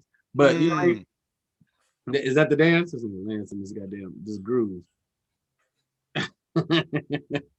But Lance, you had something about we was doing when we did the verse. Oh, I said we'll come back to that. Yep. So check this out. Oskino. Y'all know Oskino? Yep. Y'all ain't look like y'all know Oskino. I know Oskino and Owen Sparks. Oskino from Rockefeller Records, from State Property, just did, I don't know if he just did it, but I just heard it.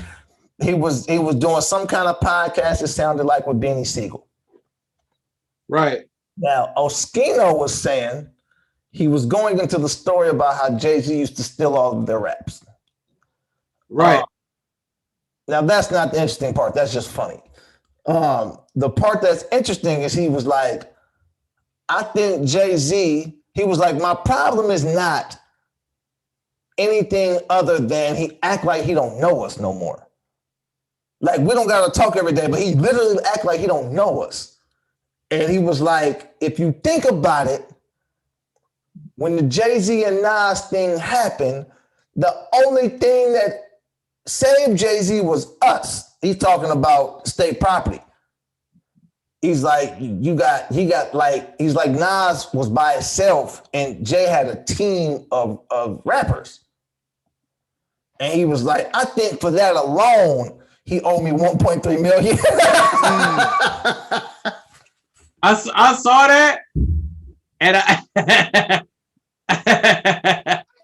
Why did he say 1.3 million? Why not just 1 million or 2 million? Like, nah, nigga, he owe me 1.3 million dollars. Man, I saw that. Here's the issue, bro. Let me tell you the two things that we know. One, the talent always rises to the top. Right? The talent always rises to the top, and even if some other shit get pushed to the top, you can't stay there without it. Right? The longevity don't come. So I always have, it's not like I don't know to believe. First of all, watching that interview, I was like, nigga, don't nobody want to know you because talking to you seemed like a fucking task, bro. It seemed like a lot, nigga. Beanie couldn't get a word in with this nigga. This nigga was talking fast and confused. It was a lot, bro. I was like, God. How long was the one that you watched? I watched a couple different clips of it. So I watched a couple different moments throughout it, but it was, I want to say it was upwards of 15 minutes or some shit. But the other thing is, it's like that weird part of the story. It's like, there's Ice Cube and Dr. Dre telling the story of Straight Outta Compton, right? Mm-hmm. But then there's the random nigga giving you his perspective on what shouldn't be and what's happening. And I'm not saying what's truth and what's false and all the other shit. I'm just saying Lance is a huge megastar, and nigga Patrick J is telling the story about nigga how it was supposed to be him. I can't think of nobody else, bro. I was struggling. But you know what I'm saying? Like, man, nigga, you know me. Like, I really wrote all that nigga shit. Like, Pat would never do those shit like that. But like, it's like, wait, what? And then niggas be at you like, yeah, nigga, I'm telling you, nigga. Like, wait, Yeah. Pat's a cool ass nigga that I came up with, nigga. We, you know what I mean? Like, we all knew each other. So it was like, what? Wait, what? Like that nigga? Now y'all ain't cool no more. So it's like, all right, bro. Just for all the time, it's like Beltran be like, without me, you know what I mean? That nigga would have never got up at the touch of class, and then I think the nigga owed me 1.3 for Yeah. No, so this was it was more to a bigger point, right? Because that's his point of view on perspective, and there's, He has reasons to believe that. Yeah, Um, and he could be telling the truth. Hey man, it probably is his truth because there's always different perspectives Absolutely. and how people view things don't mean it's everybody's reality. Yeah, man, a lot of people have accused Jay-Z of doing that. Yeah, It's not like that's not far-fetched. The bigger point to this is, what is the level of success that you get to that you don't have that? Because everybody at Jay-Z's level has that. Has what? Has that was really my idea, or he got that from me, or it should be he's supposed to do that. And that shit happened to me now. It happens to me now, bro. And when it be happening, when a nigga come up to you and be like, yeah, man, you stole that joke from me, you be like, nigga, what, bro? Like, it happened to y'all. You're like, wait, bro, I've never seen you before. You don't know me, nigga. I'm James from not James. Hey man, I don't know if we get the question right. Oh, is that the question? Is how big will you get when people stop accusing you? No. I'm saying how small. Okay, scratch that. Who's the biggest artist that you can think of that doesn't get that? Hey man, what about you could jump into like a Kendrick? I've never heard anybody like he's jacking lyrics like that. But we haven't seen Ab Soul in a very long time. Hey man, look at this. Try to cause turmoil in that group. Hey man, look at this. After the Patrice special aired, they put out another 30, just a random 30 on YouTube, right? And there's some jokes in that I heard some famous now comedians doing, and those jokes of Patrice's never came out until just now. And I was like, huh. I wonder was somebody like, oh, okay, cool, he dead. Now I guess I can go in and do that bit because it never was in any of the footage just currently out. And I was like, that's fishy. Yeah, Check this out, bro. This is probably my second year in comedy. Let me ask you this, but before it's tough because I gotta pee really bad, but I don't want to lose this point. But it's not gonna happen. I'll be right back. All right. This nigga has the bladder. Yeah, man. It's hard to move on when there's a bladder issue and jump into a brand new point. But man, you know, most responsible people handled that before we started the podcast, you know?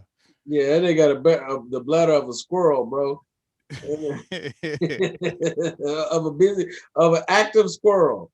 Yo, this just gotta be good. It just gotta be good when you come back, man. It better be good. But I'm thinking artists, man, Kendrick's a really interesting point. Because Kendrick consistently drops like consistent work without too much kickback or like, you know what I mean, his creativity. Right. All right, he's switching it up. Yo, go ahead.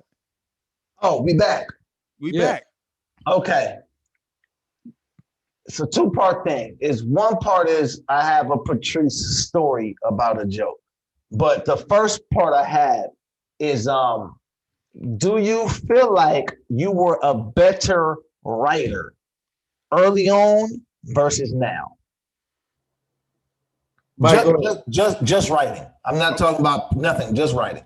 Hey man, look at this. It's interesting. Because I mean, we can go with however we want to define better, but it's weird because I spent way more time back in the day creating. So you spent more time writing than you do now? No, let me tell you, I spent more time per joke. Now I create faster. So I like put a little on that one, then I'm like, fuck that joke. And then I go to the next one and I'm just like working on that one. Whereas before, I would say, man, that the stuff that people remember or the jokes, that's the big jokes, they not from like the last 3 years, maybe one or two. The jokes that people are like, oh man, you got the blank joke or you got the blank joke. I probably wrote those like maybe 10 years ago. So maybe, just maybe, from a I long don't. time ago. I don't think that I was a better writer back in the day.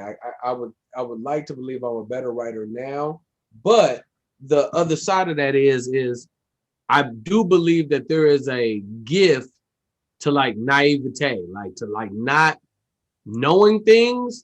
There is a blessing in that, right? Like you ever see somebody like if I went back to the acting thing, it's like the performers, the being a good actor is being able to play make believe in front of people with no like barriers on it, right? So you're like almost you ever see a child playing by itself, like a kid just like playing by themselves, they built this whole world, a fort, and they just living a life. That's what being a really good actor is like, how much can you tap into that and control it and like, manipulate it in this using your imagination. I feel like as you get older, you put more parameters on yourself. So like to Lance's point, like there might be something to like being, maybe I was more creative or I took more risk or I, understood it differently. Because definitely more raw. Keep going. Absolutely. I like to say the first time people do comedy, you do it perfectly. You do comedy perfectly the first time and you probably don't ever do it that well again. In the essence of you go on stage with no understanding of what you should or shouldn't be doing or what you should or shouldn't be saying, and you're risking it all on these jokes that you think are funny.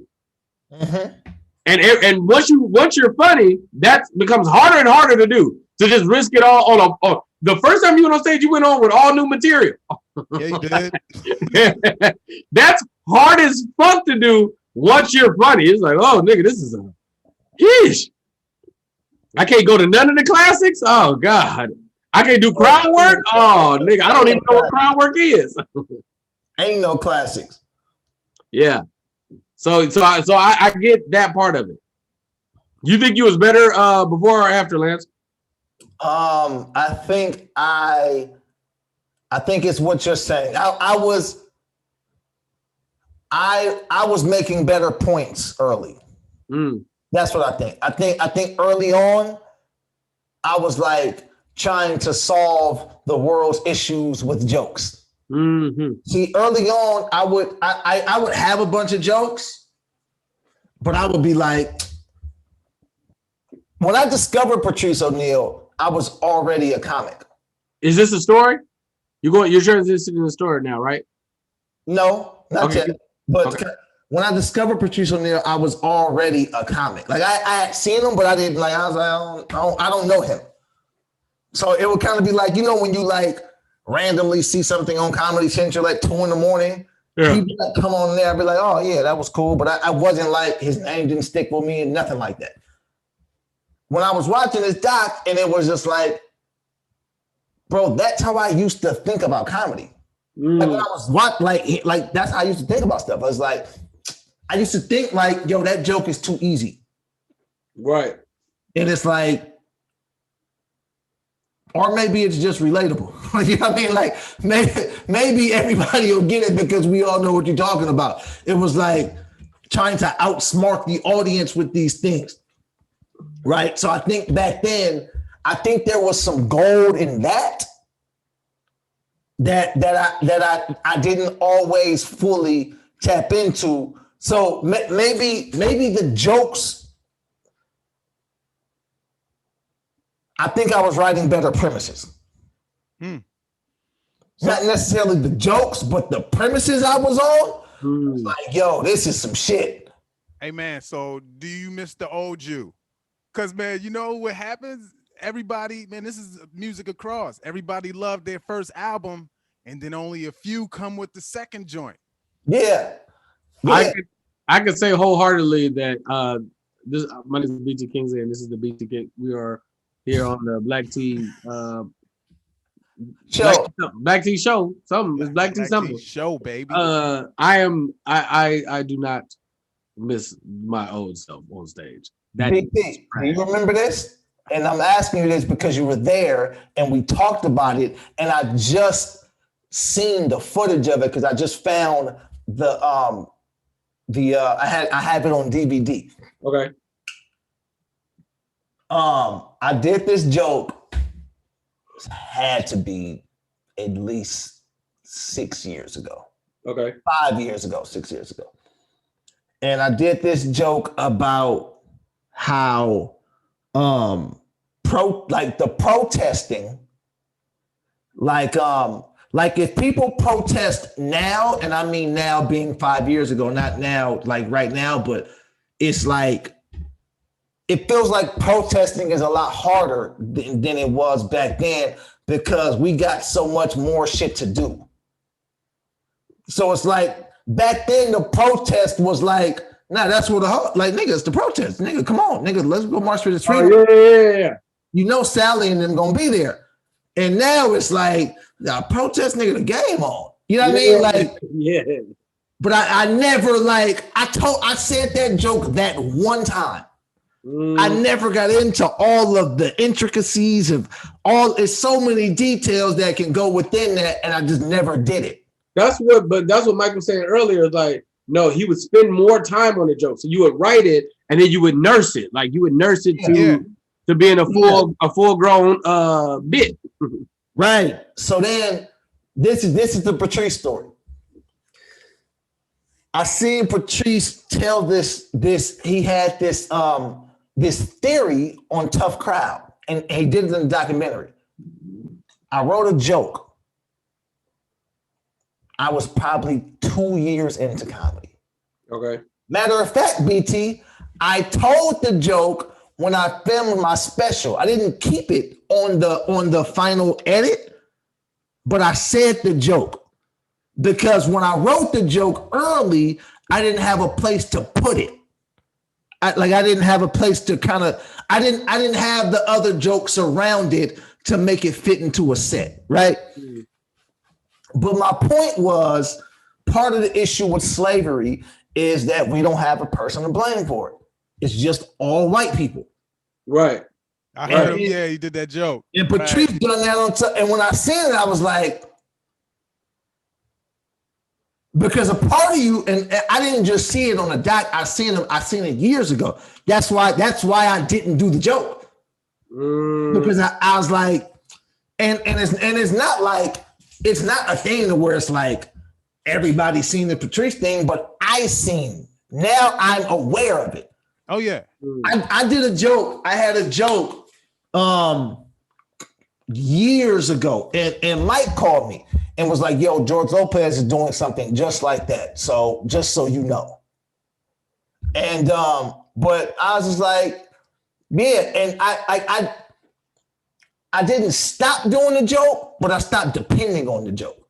Absolutely.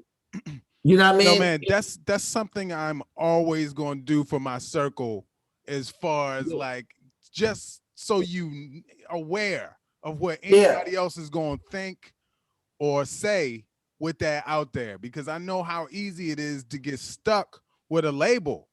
Yeah. And there's people, and that's for people that don't do it. You know, there's people that just do that for a living and steal shit and flip it. And it's like, yo, I'm not there to save them. I don't have shit to say to them. Yeah. But if I know that there's somebody that's creative and that's just not who they are. It's like, yo, I'm gonna be like, yo, just so you know. Yeah.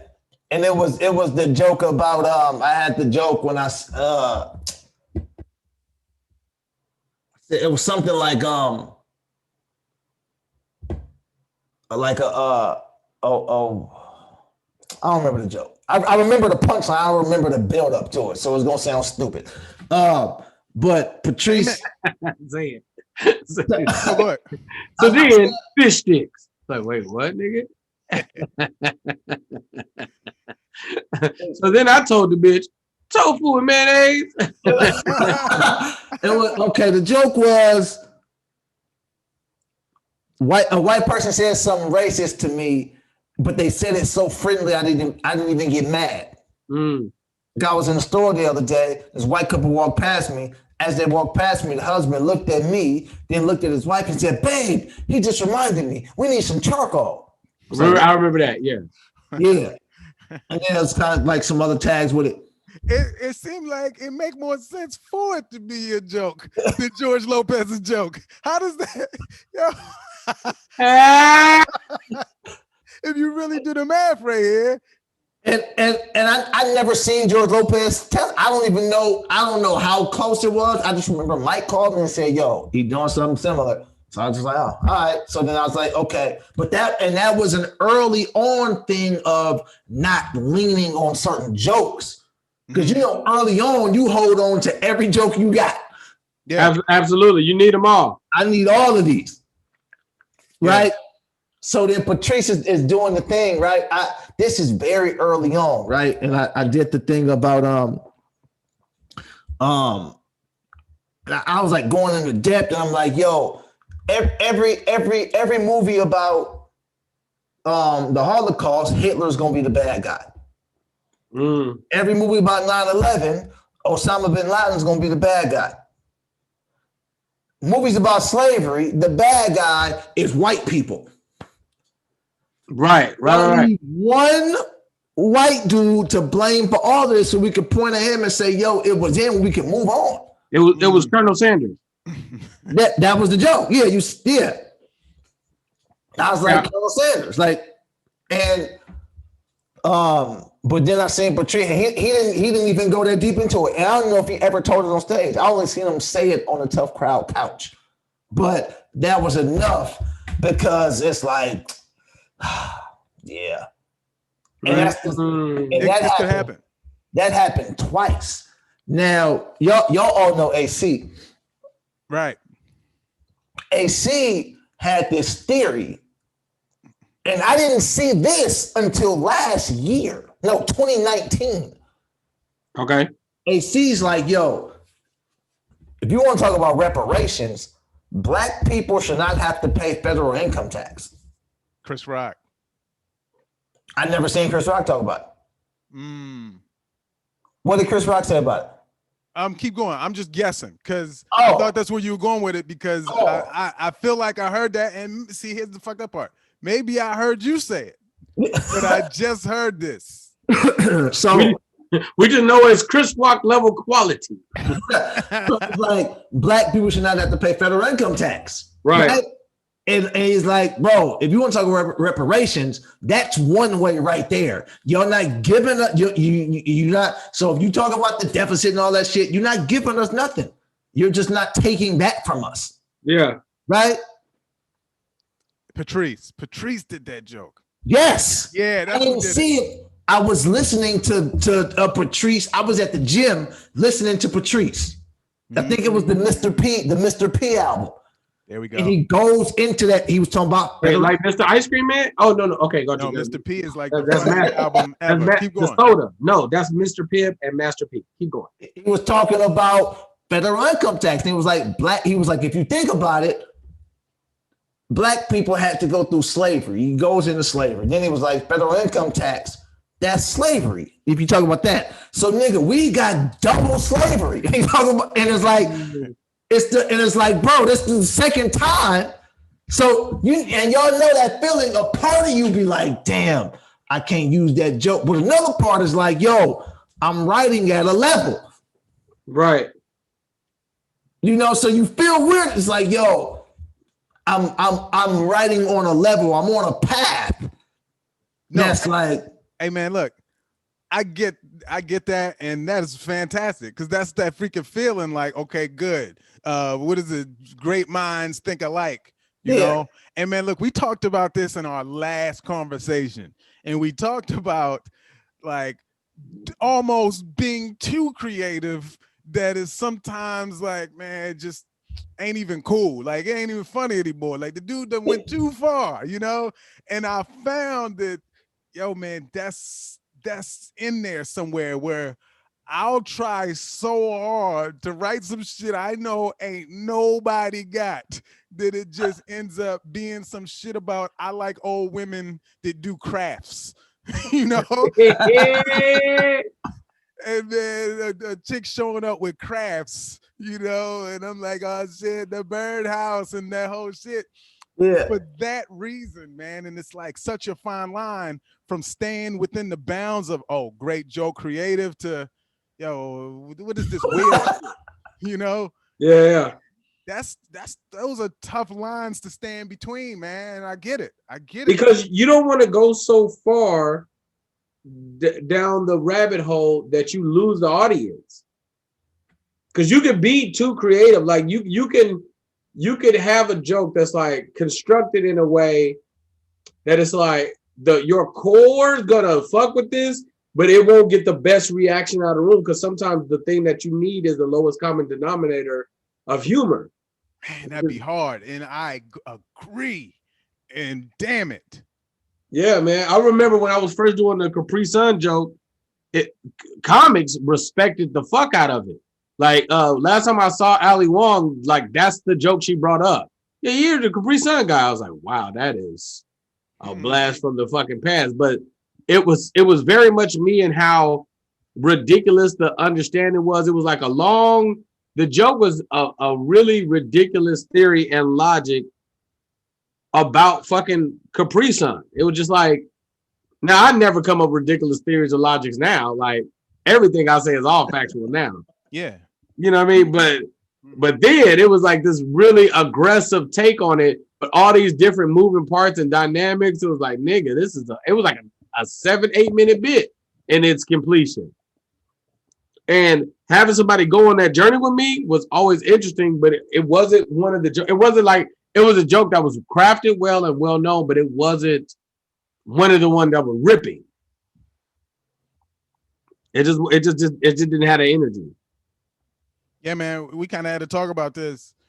The way I feel about that now is if you love it, I say keep it. Because the question people were like, hey, what if it's your favorite shit, but ain't nobody else rocking with it like that? I'm a fan of you keep it. And then eventually when everybody start rocking with you, they gonna know your sense of humor and they really gonna know why that shit is hilarious. So it's almost like let everybody else catch up to you. So, but you be trying to move tickets though too, bro. Like you, it's the happy balance, fam. It's the happy balance. So like I agree, but like so within that, what I found is what'll happen is like, all right, if you fuck with me tough, then you know my references are gonna be all over the place. Because it wasn't the people that were halfway interested in the joke that I was looking for. It was the people that by the time I got to the end of the joke and I was like, whoa, Jim is truly outrageous, truly outrageous. Like those are the people I was searching for. The people that got that reference, they was like, oh shit, this nigga said Jim. Nigga, like those are the people I was searching for, but it's such a random, like that was in the Barbie Ken joke. Like I did the Barbie Ken joke like every now and then, and then once I knew how much I loved it, I said I'll never do this bit anywhere. Like this bit won't come out till it's time to film something. That's why it's like only place it kind of exists is the 30-minute special. And like me, the first time I moved to the finals of like the Bay Area Black, like those are the only two places that existed in its entirety. And it's like, no, this bit is one of the quintessential BT bits was like, how do you like finding the balance, Mike? It's like, I want to be creative, but I also am not trying to get lost in the sauce for the hot shit, nigga. I want the singles too. I don't want all these B-side album cuts. I want this. I don't want this shit to be so creative it ain't jamming. Like that's one of my favorite things. If we go back to Kendrick, I love Good Kid, Mad City. I also love what's the name? The second album. The Butterfly album. But damn is jamming. Yeah. Yeah. You see what I'm saying? Like damn is jamming. Right. And like even if you go from We Gonna Be All Right even like the other DNA, like it's like nigga, this shit is jamming. This is what God feel like. Like I was like, oh man, this shit is jamming. It's the easiest listen. So I don't know, bro. I'm trying to find that balance, man. Yeah, man. And it's creative though. It's creative because he's just, hey man, that's a whole nother thing. It's comics, I tell that they don't even have to force a level of creativity because it just lives inside of you. Whatever you say is already going to be different than what a lot of people say. So don't even go the route of trying to be. Just do it. Cause it might, Mike, it might not be in the verbiage. I was watching when, fuck it, bro, we here. When Arnez J did Keep Your Distance, I was watching him up close and I'm like, why did I love Arnez J so much? Like, I couldn't figure, I'm watching this shit live and I'm like, So I'm like, now I'm dissecting a common break because I remember the affinity I had for him when I was just an up and coming comic because I was like, what is happening? Because there's not words that are being said that are just like got me tuned in. It's some bathroom shit, it's some shit this and poop that, and you know what I mean, dick this, pussy this. It wasn't sticks and stones. But I know that I tend to draw the parallels for what I enjoy equally. Like I was saying with the Michael Blackson nigga, Sweater Dick Sweater and Sticks and Stones are equally amazing to me. The fact that I think this is her nigga, Sweater Dick Sweater be having me dying. And it's low common denominator. So what I realized, like what you were just saying, like if it's in you, it's in you. For Arnez, it felt like it was in his body. It's in his physical movements. It's in the tonality of his voice. It's in his act outs. It's in his specific packaging of a human being moving at them kind of like he always slipping on some hard bottom shoes. It was like, oh, that's what it is. That's what I'm laughing at the hilariousness of that, not really the material of the setups or the premises or punchlines. Yeah. Hey man, is that same affinity now? Or yes. Okay, because for Arnez, I'm not sure. And that said, I didn't have it, but if I saw him like on the special or something, I'm pretty sure it would be there. But I know for a fact it's there for Michael Blackson. Because nigga, I was standing there, I was watching the set that I've seen before, and I was crying. I was like, nigga, why is this funny? I have seen this set. And I know these jokes, and it's not it was like Sticks and Stones had just came. It's like, nigga, this is what it felt like.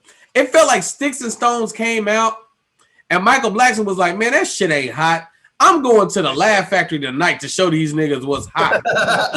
And nigga, I was in agreement, bro. I was like, nigga, this shit is hot, nigga. It was so funny. Sweat dick. It was like, nigga, the joke had nigga. The joke, this is the premise to set up the punchline. I saw fucking Bill Cosby had a fucking these bitches. And all the bitches don't remember shit. That means he has a big ass dick. It must have all that bitches remember is dick and sweater. Sweater and dick.